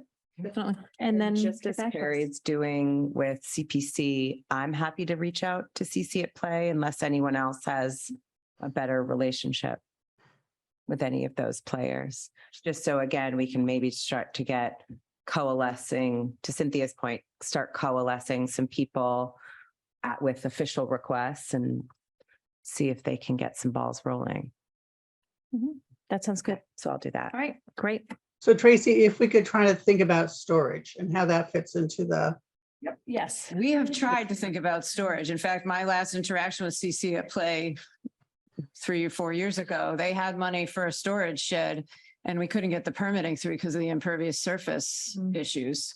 So that makes me think that's gonna be hard for the bathroom situation. That's just my two There's a cents. slab. There's a slab already. There now, so that's already considered. You'd have to work within the slab, but. Yeah, because when you look at the It's already schematic, it's factored already in. factored in there, Yeah, right? so we got really stuck. We were trying to solve some of that. I don't know what the answer is going to be to storage. And who would Do grant that tennis- waiver or the? Well, Boards, and we couldn't even get it to the boards through the department leaders. And boy, we tried. So it's town employees that are on those boards? Well, Are they're you sort talking? of the same relationship I have with you is the NRC and Okay. others. so I think that even the tennis shed, I looked at that the other day. I think it's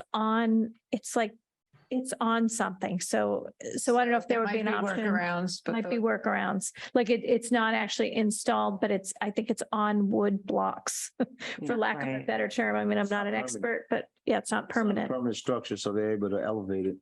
Exactly. So we can maybe look into that, but, yeah. but again. Cynthia, I was up storage there is today. something There are else, at so. least 4 bods. Oh, Yeah. yeah. Yeah. We emptied everything we could and got Yeah, yeah. just the ones we need. I No, I agree, they're understood. eyesores, so at least we got rid of, Right. there were double. And you that. moved some to, well, some And are we tucked hid some of away. them, Yeah. yeah. But I concur and they're just, again, they're not sustainable. They're not. Don't Yeah. know. That one I'm concerned you're gonna have struggle Okay. with unless you get a really. Well, let's talk Right, offline so about yeah, how we we'll see if we can can get creative start on to that. tackle that. All right. Thank you for Right. bringing that up, Cynthia. All right. Thank you, everyone. That was actually a very great, robust discussion. And now we will move on to, do we want to take a? No, okay. So we're going to move on to our budget process and Dr. Hunter is going to go through that with Bob. And then Carrie is also going to give us an update, kind of our next budget meeting and what that's going to look like. Okay, great. Let me just screen share. Yeah, see if this works more effectively. That looks better. So I was asked to put together an overview with Bob and bring to you sort of without the numbers and actually being in the process, but just talk through the process. Primarily, I think the hope was that we could share what's happening on our side as we're building the budget and what goes into what we bring to you. So that's what I'm here to share. Bob's going to then talk more specifically on this year's budget schedule and go through the timelines. And that should lead into your conversations on what you're going to do during your budget workshops. So we always start with the goals. That's absolutely the starting point. And our goals are always meeting student needs, complying with the law, meeting contractual requirements, furthering the strategic plan goals, and of course, preserving fiscal responsibility to the communities. So that's the foundation and the mindset that we're in at all times. Those orders might change a little depending on the topic that we're actually working on. I did want to just revisit zero-based budgeting. We use it a lot, and I want to be sure we're all on the same page about what that means. So we do start from zero every year. So we don't just take a budget and roll forward and add a certain percentage, which is a pretty typical process in many places. We actually peel the budget down to the line items and go into the line items and ask the administrators to really, maybe look at history to inform what they're going to put in, but to not build from what is already there. And they have to justify that to us. We do look at patterns in spending because it's a data point, not because we just repeat it. We incorporate current data. Things change. Our worlds are very fluid with student needs, student enrollments, shifting things. So we're always having to factor in current scenarios. One major factor in zero-based budgeting, if you're going to actually come to a point where you've got a reasonable ask, is that you're also realizing savings.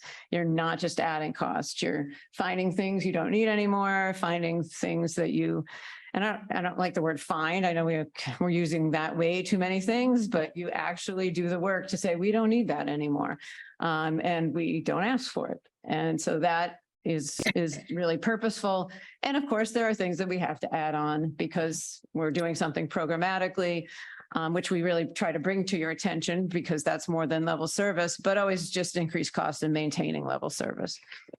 What that results in, and I think this is part of the symptom of what we've been talking about later. It results in very little contingency. If you build a budget where you just roll it forward and add 3%, you're naturally going to have spots where there's, pockets that really aren't quite accounted for yet, and you can draw on them to reallocate. When you build it this way, you actually know where all the money is and where the asks are, and you have to purposely build some contingency because there may be things you didn't plan for that come up. And I think that's just really an important piece to know, because as fluid as it is, if you don't have some contingency in a zero-based budget, you're just hoping other things don't happen the way you planned, which is not a great budget strategy. So I wanted to talk through the drivers that we spent time on, and we'll get to who's involved in a few minutes, but these are the ones that really guide the process for us. Obviously, class size and enrollments are a huge driver to all of our budget needs. We're always looking at general education and class size, section size, all of that. We have targets that we try to aim for. And if we're, hitting targets that we're missing targets, then we make adjustments to that. I hope you've heard me do that when I keep bringing you elementary reductions in sections, and then have to sort of hold my breath all summer to see if they're going to hold or not hold. With the small decrease at the elementary schools, we've been able to try to find those savings and say we are going to reduce a section, and then it doesn't always hold. Sometimes it does. So those enrollments are moving targets, and we definitely are factoring them in at all times. At the high school, it looks a little different. At the high school, it's about how many sections are we going to run, how many kids in a section, and we're operating pretty blindly in the fall because kids don't sign up until the later part of the year. So that's always a projection we have to make based on past operations and trends that we're seeing, or hopes that we're starting to see kids enroll in something. We want to save it to be sure that it's an opportunity we haven't taken away. I'm always looking at the balance across the K through 5 schools, so that needs to be something we're watching and making adjustments for. And then there's not just the Concord and Carlisle students. We do have decent sized populations of non-resident kids that you're all very well aware of. The kids of our staff are welcome to enroll in our schools, obviously the Metco population, and now we've got the homeless shelter. The biggest driver in any school budget are the salaries. It's 80% of CPS and 65% or so at the high school. Those are contractually driven, as you know, through steps and lanes and COLAs.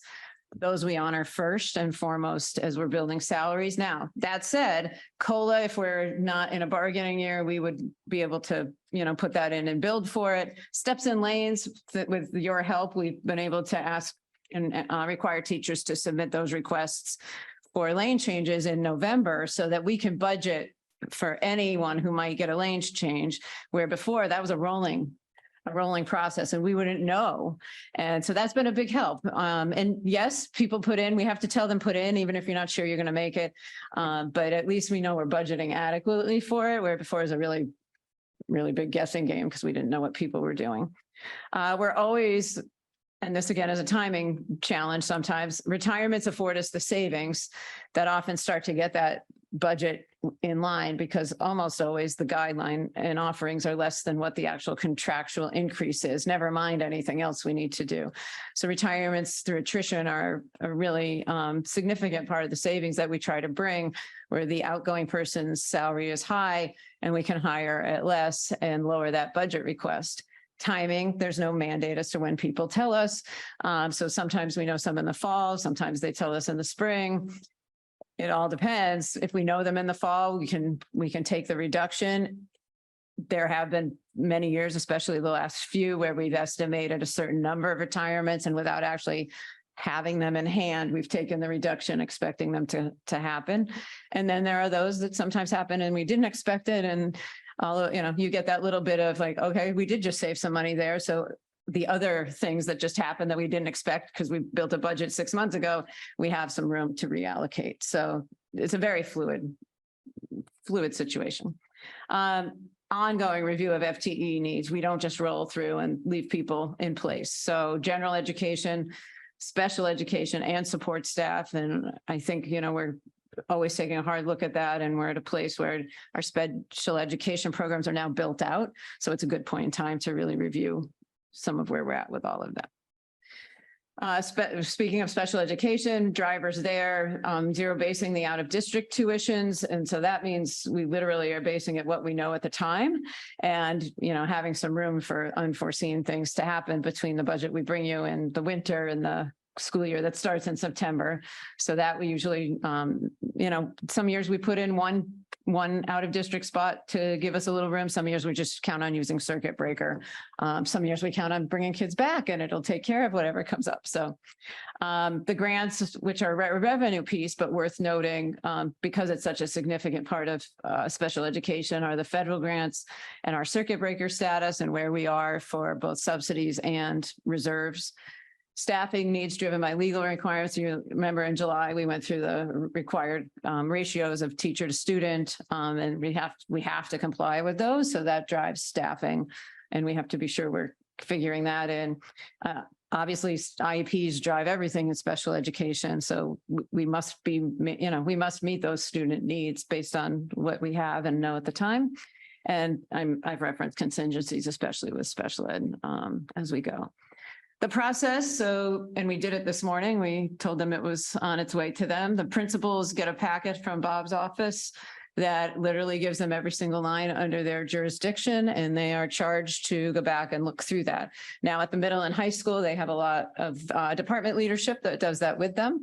And those department leaders at both buildings now know budgets inside and out. They did not know budgets when I got here. They absolutely had never seen the budget before when I arrived. They now know their budgets. They know they're working within constraints. They're realizing they have to ask for reasonable things. They have to reallocate sometimes. They have to give up things sometimes. So they've been a really key part, and I think some mindset shift that isn't just us managing budgets now. The entire staff is managing budgets. There's a level of consciousness and awareness that, we're always working within fixed assets, and whatever ask comes our way has to work within the fixed asset, and no district can do everything. So they build the budget based on the zero-based process. They don't do the salary lines other than how many FTEs they need. Bob's office is actually going to run the FTEs and put the raises on and do the actual numbers. The principals are going to work on how many people they need. Bob's going to work on the actual who makes what and making sure those salary numbers get put in accurately. The central office leaders each have their own departments. So Kristen and special ed and IT, Bob's got facilities and transportation. All of those get vetted at exactly the same level of scrutiny and dissection. And we're then doing reductions or increases depending on where we are. I think, let's go to the next part. The administrators then, and we gave them a month to do this year, which anything less than that is really hard on them because it's such an in-depth process.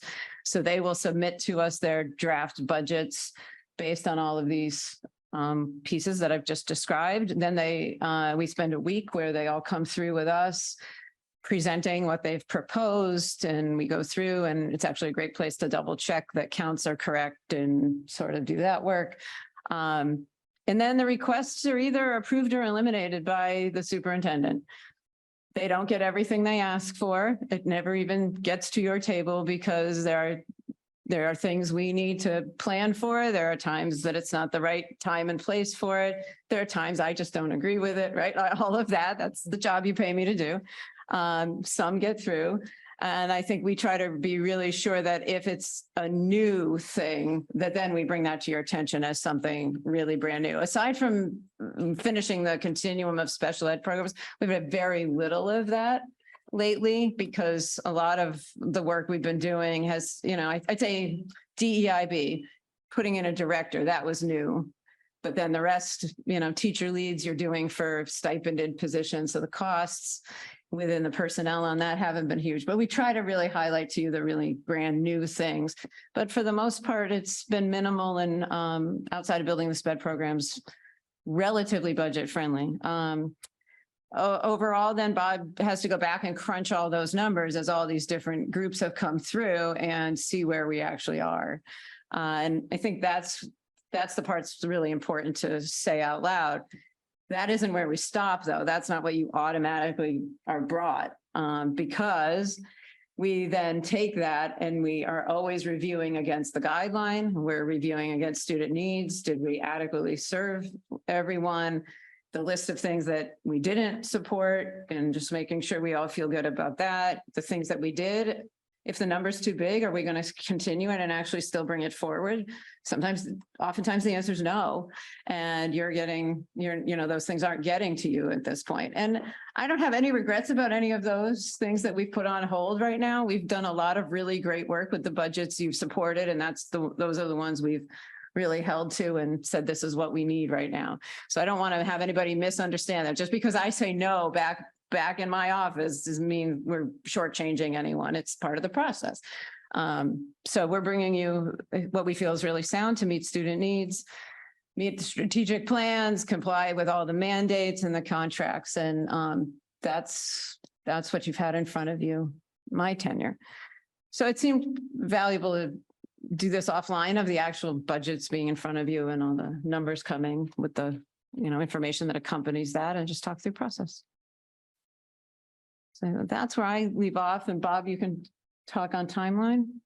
Sure. So there's a document on the agenda. I don't know if you can see it. Does everybody have it? Yep. Okay, so I won't project it. The process is starting next Monday, quickly. So we will be sending out zero-based budget packets, basically, which are sheets that we share access via Google with department heads, with department chairs, principals, and district departments, where they input individual line items, not by account, but by each item purchased or contract. And so there's a tremendous amount of detail in there. So this gives them about 4 weeks from the 18th of September to October 15th to compile their zero-based budgets. October 1 enrollment is the next step there. That's just noted. That's what drives it's a helpful thing to know, but it also drives the way we allocate. And the assessment to each town. Assessment to Concord and Carlisle. So if you look at last year's numbers and you look at these new numbers that come out, you quickly get a sense of whether the relative share of each town is going to go up or go down. It's a simple formula, and it's strictly based on that year's October 1 enrollment and the following year budget. We typically have some preliminary planning meetings, one with Carlisle FinCom. That's a date to be determined in September or October. Some of the dates, before I go too far into detail, some of the dates on here are a combination of activities that we do within the district, with administration, some items with the school committee, and some items with governing boards of both towns, either town. So we've tried to get all of the key items on here, and interaction points we have and deadlines, to kind of give you a view of the different touch points throughout the process. The first presentation, so by October 15th, we'll have data from principals and administrators. October 16th to 20th, we'll meet with them to review their budget requests, kind of listen to them and go through them with them in some detail. So that's over the next week. October 24th, we are planning to preview with the school committee information that we present to the Concord Finance Committee. They have an annual data request of us through their guidelines process. And in response to that, we'll prepare a presentation. We also have a memo that responds to specific pieces of information they ask for. So like last year, we'll preview that 2 days before we present it to Concord FinCom. Concord FinCom will issue guidelines somewhere in there. I don't know. I think they did it at one of the meetings last year, but it's not necessarily a specific date that's set. So that could happen after the meeting on the 26th. On the 7th, we have a school committee meeting, and if there are any changes to the information we're presenting to FinCom, we would preview it with you then. We would then meet with the FinCom on November 16th. So that allows us time to preview any changes to what we're presenting, if there are any. I mean, again, at this point, we have not completed our budget. This is guidelines information that we're presenting and information in relation to their data requests. And if there's other updates we have to share, we will, but it's not a presentation of our budget to FinCom. November 14th, I need to leave on there because I need to remember to do that. So it's just going to stay there. We have to place an ad for our public hearing. November 21st is our first presentation of the superintendent's recommended budget to school committee. That's fairly early this year. We worked back from some of the deadlines based on the town meeting date and when warrants were due to arrive at that. We thought it was important to try to get it a little bit earlier this year. December 2nd, the Concord Town Meeting warrant opens. That's where we present warrant articles, and we have some time to do that, but it opens on the 2nd. There's a joint select board school committee capital planning forum on the 4th. You may recall this from last year as well. December 5th, again, is the public hearing. 15th is the due date for draft warrant articles to the town of Concord, which again is in part why we have the earlier presentation of the budget this year on November 21st. We have on the 19th a vote to adopt the FY20 budgets. We would be bringing that forward to you on the 19th, 2 weeks after the budget hearing. At some date in December, we anticipate we'd be asked to present to the Concord Finance Committee our budget. That date's to be determined. I think that will get fleshed out as we move forward through the guidelines or through the budget process. But it certainly will be after we've presented information to the school committee. And then as we go forward, I don't necessarily know that it's beneficial to go through all these dates. I will call out a couple things. Chapter 70 information from the state comes out typically in late January. That informs us on what our revenues are. So we're going to be presenting a budget that we're seeking approval for, not knowing necessarily what our revenues are going to be. I'll talk about that during the budget workshops. There's ways to address that risk. You know, we can always be hopeful that we'll get more Chapter 70 money, but there's no guarantees. So I think this is my first time presenting a budget that gets approved before those as early as it is. So, you know, we may potentially in January find out some new information that we have to react to. And then, you know, we've talked about the desire to have a budget book. So I put in a date of February 15th. That date was selected for a few reasons. One, it's well in advance of when we present information to the town at the town meeting. And it's after we would have anticipated having a budget that is approved by the school committee and hopefully has the support of the town. To go through and create a budget book and modify it multiple times with multiple iterations will be a lot of work. I also want to allow some time to, through the budget workshops, hear some feedback. I'll certainly present what I think good information is to include. So this will hopefully be a foundation we have for years going forward on what we'll be able to include in the budget book. My recommendation when we go through it won't be to necessarily replicate everything we did before, but to find out really what we think is needed. You know, I've heard some of the things, you know, question on reports on revolving funds. I know that we used to provide some information on the status of our fleet. Like there's things that we can include there that I think are very, people are interested in, that are fairly easy to produce. And I want the information to be useful too. I think some of the information might have been extraneous in the past, in my opinion, but this gives us time to kind of flesh that out through the budget workshops and get feedback. And so I look forward to that. So those are the key dates. It's one page, but it's a lot of work as we go through the process, and a lot of work for a lot of people. And so we're about to embark on that. and look forward to seeing how it goes. This is great. I mean, I look at, there are at least 25 meetings here. And I have put all these meetings into our schedule, but I would ask all of you if I have missed something and you find that I've missed something, please let me know so I can add it into our schedule and make sure that you're aware. And sometimes I don't think the entire committee has gone to some of the meetings, like the Carlisle FinCom meeting. I went to that. I think I just went with the two of you. It wasn't in a full school committee meeting. So if it is full school committee, I'll just note that, you know, as we get closer, but at least these are dates that you can have in your calendar.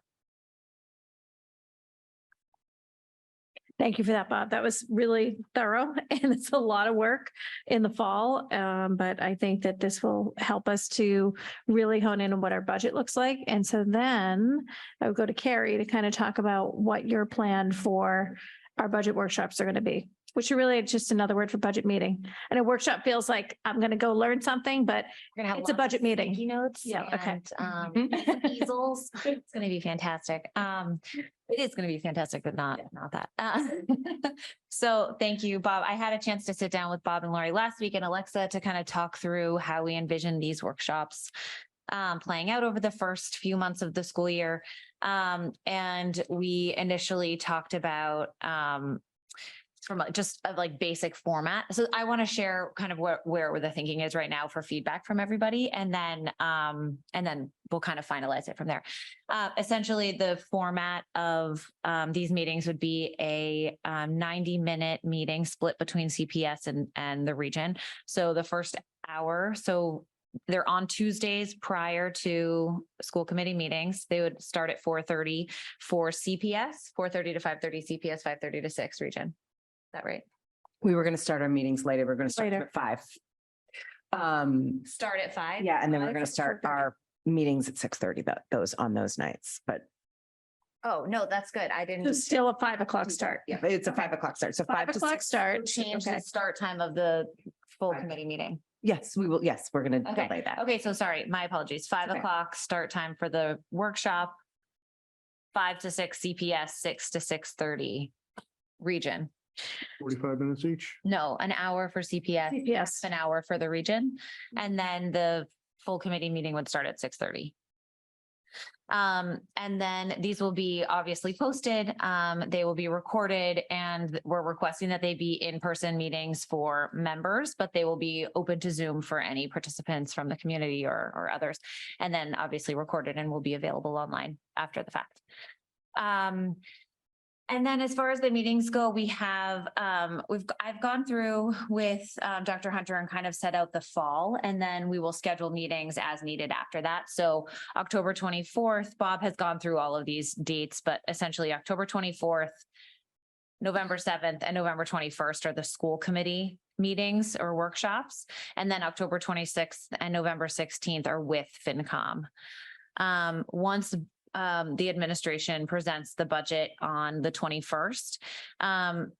We will kind of see where we are before we schedule additional workshops. So that would be, where are we with guideline at each of the regions? Where do we need to dedicate more time, more energy, whatnot? And we'll go from there on scheduling additional workshops, or we would just handle it at the full committee if not. So, so those are the meetings and kind of the format at this point. Is there any feedback, any questions? I will send an agenda ahead of time always. I think the purpose is to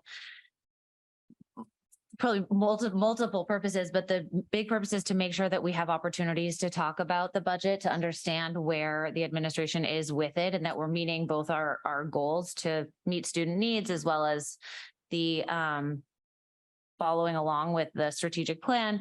And then also ensuring that we are being fiscally responsible members of the community. And so I think that is number one. Number two, it is to provide, even more opportunities to ask questions of and really engage with the budget. And then I think for maybe as a new member, this part is really great for me, but just to really get a very firm understanding of the process and how the budget works, how we create it. Like, I think what Lori did was just really helpful. And really getting a deep dive on process and understanding and learning is also part of it. So there'll be some opportunities for education, some opportunities for engagement, and I think it'll be really great for all of us to do. Two questions. If I Yeah, might. of course. The characterization or the titling of this as workshop, is that to imply that the school committee wouldn't make any decisions, that we would talk, Yes. listen, Yes. and do nothing beyond that? We would talk, have conversations, engage, ask questions, and then any type of formal action would be, just as we do with the policy meetings, any type of formality would be moved to the full committee. So no votes or action will be taken in those workshops. Sometimes at the policy meeting, typically we would make a recommendation to bring forward. Yep. Yeah, and you You're can you do that? suggesting- You can do that. Yeah, you can do that. Yeah, we can Yeah, do that. So We can But say no formal vote. you'd be recommending as a committee of the whole to the committee. which Correct. is- Like a whole.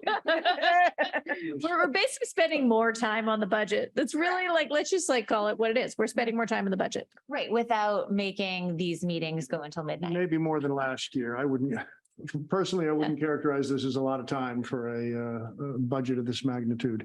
No, if I Sure agree. would be- I mean, look at. No, I'm not asking anybody to agree with me. I'm just At all giving of my these opinion. that meetings, We're going to yeah. be very efficient to do this in 3 90-minute sessions and, carve out the better part of $70 million with an understanding that we can bring forward on behalf of the community. It's a But the budget big does, lift. but it will also happen in our regular meetings. So in addition to that In 90 all of minutes, these we'll have more meetings. discussion I in our other understand. meetings, I right? understand the schedule. Second question, I think probably addressed to you, Bob. Are we indeed still an outlier with zero-based budgeting? Do we have peer communities that do this 3% business? We do. I did it for certain lines in my last district. Like we didn't spend a lot in supplies and materials. We felt like it was fair to provide an inflationary factor. We had one of our districts that was in the bottom 10% of the state in per pupil spending. So there are cases where it's like, okay, let's not, we need to invest more in this school. But I've seen, I don't think many districts do zero-based budgeting. There's different models I've seen. One of them is sometimes it's cost plus. Everybody for their salary budgets typically starts with existing staffing, and then there's discussions about more or less staff. I think that's the bulk of people's budgets, and I think it's done similarly in a lot of districts. At the end of the day, they'll all call it a needs-based budget. Yeah, I've seen more people specifically looking at zero-based through the listserv, and I don't know how many have adopted it, but they've asked about, how you go about that. And so I think that it's getting a little bit more of a look than it's had in the past. Do any districts bring a guideline to the table as a working number with which to function in addition to any other metrics or guidelines or guardrails, I think you called it? I think a lot of municipal districts have guidelines they get from the towns, and how it functions from where it starts to where it finishes. I can't say. Okay, thank you. But we're going to actually ask that question tomorrow in our chairs roundtable, because I do know I asked that question to another town of last year, and it was like, nope, we're giving 3.5 every year, period, end of discussion. And so, I think every town does do it a little bit differently, and we'll have to see what our peer towns do. And most of the committees that will be with us at the roundtable are peer communities that we do compare ourselves to. So I will ask that. Anyone else? Cynthia? So I was hoping tonight we would review the FinCom request that we're going to we're going to get a presentation on the 24th. What are the big components of that? Sure, I can pull that up. Let's see. It's The letter. shared The letter? Yeah. drive. Yep, hold on. Let me just pull it up.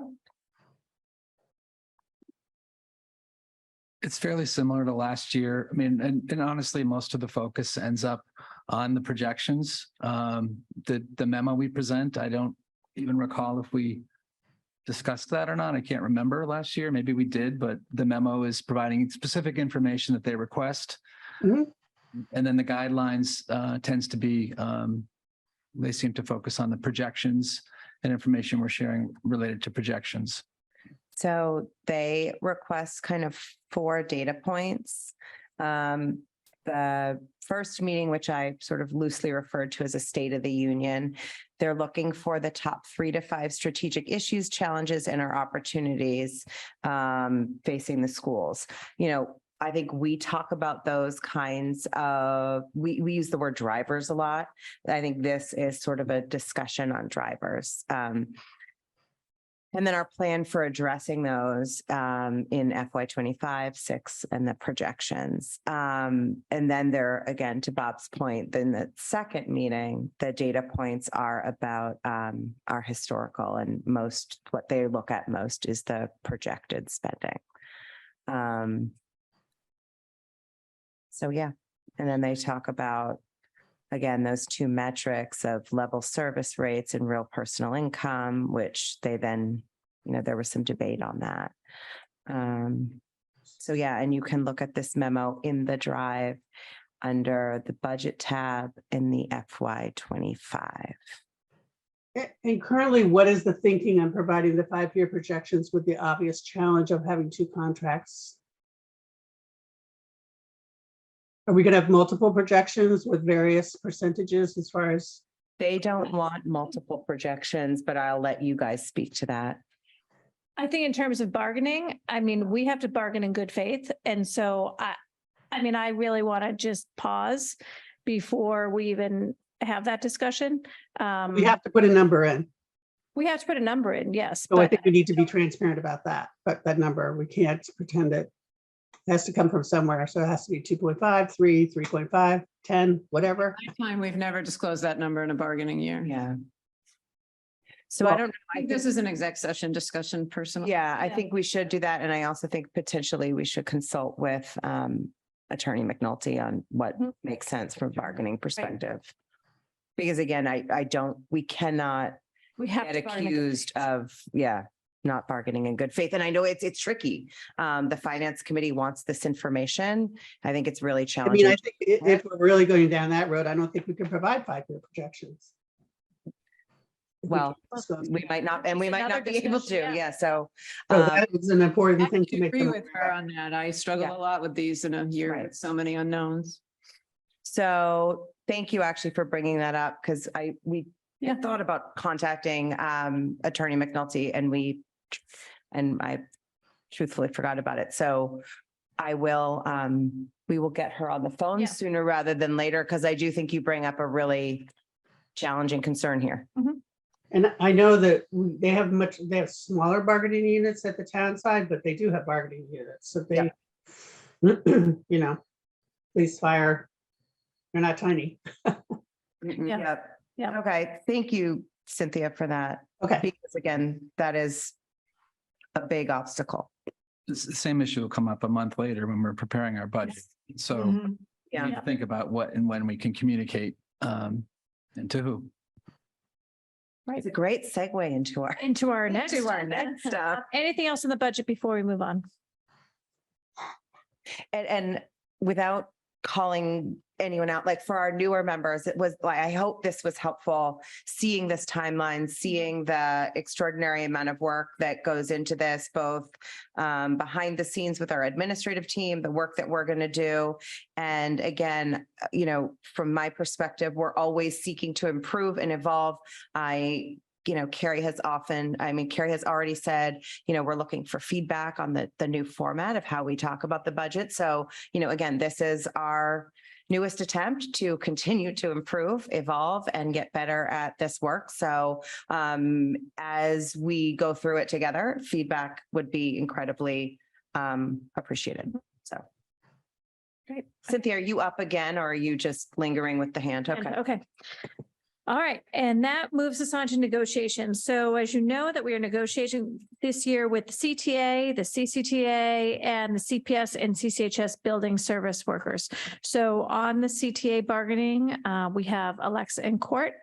On the CCTA, we have Sharon, Carrie Rankin, and myself, and we have not actually assigned anyone to the CCHS building service workers.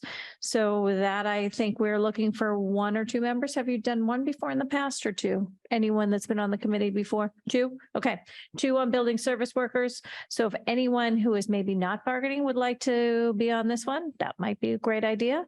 So I won't put anyone on the spot in the meeting. Just send me an email if you would like to negotiate with the building service workers, and I will turn it over to Lori. Yeah, I think really kind of what we're somewhat hoping tonight is to talk on timing. You have two very significant bargaining processes to manage this year. I've talked to both union presidents. They're probably as eager as you to not wait till late into the year, even mid-year, which is sometimes the case in the past when only one unit's been up. So I think if you want to give us a sense of when you're interested in getting started, we could start to, work with them to get some dates. Honestly, the schedule is part of the problem. It's very hard to get dates. So I think the more even just working on the calendar would be really valuable, and everyone can prepare to get started and hopefully really have a productive year where we're not scrambling in June. I would say my preference for CCTA would be to start as soon as possible. So, I was gonna say yesterday. okay. I would agree. All right, Sharon, as soon as possible. Is that good with you, Court? Yeah, scheduling is very difficult. We start with a Yeah. 4 to 6 PM and Yeah. we knock out days that don't work, and then we're Mhm. left with 1 or 2 a month. Yep. We're eager to start so we can do a good job. of it. Yeah. Yep. All right, so So I'll you'll get pass that that message along? started, and then I'll work on scheduling with the unions and the people that are going to be bargaining. That would be great. That would be great. That would be great. And then thank you to all, this is one of our major responsibilities is to bargain with our bargaining units. So again, if you are interested in the building service workers, send me an email and we will get you that assigned. Just another plug. And for those, I that. assume we're waiting. We're going to wait on the building service workers for both. That up can in wait. So the that, spring. that timeline could be after January. So if that changes your opinion on if you'd like to participate, that would be a January and on. Yeah, so I'll work with the That's two teachers different unions. Yes. Yes, Mhm. it is Yeah. 2 different units. That's what, The way it's on the And agenda. did the same people typically bargain with both of those units? No. In the No. past, no, they could. So you could offer to do two. So actually I'll open up to all 7 of us. So if you have a Just real keep the two desire, yeah, completely independent. separate. Right. They're 2 separate negotiations. So please send me your availability if you'd like to participate in those. In fact, if I could speak to that, I Yeah. think it'd be good not to have the exact. Same people. Maybe Yeah. At least Okay. one different would make life a lot easier. it would be good to have a Carlisle person do the CCHS. That too. Yeah, good point. Okay. So I'll let Carrie and Sharon, you can talk amongst yourselves and see what you'd like to do. Okay, so thank you all for that. And with that, we will move on to our action items. We have one on the agenda, which is a vote to approve the facilities rental revolving fund. And there is some language. Anyone might have it in front of them. That's in Bob's memo. Amend it. It's linked. No, I am very confident that we're going to see the information that we want. No, sorry, to backdate it as of. Oh. July so 1. They get Yeah, the good summer. point. Yeah. We can incorporate that right into the motion, I think. Yes. Yeah. Just effective 7/1 somewhere, say that. Or would you like to pull that up and incorporate that language into it? See how fast I can pull this up. Give me a second. So.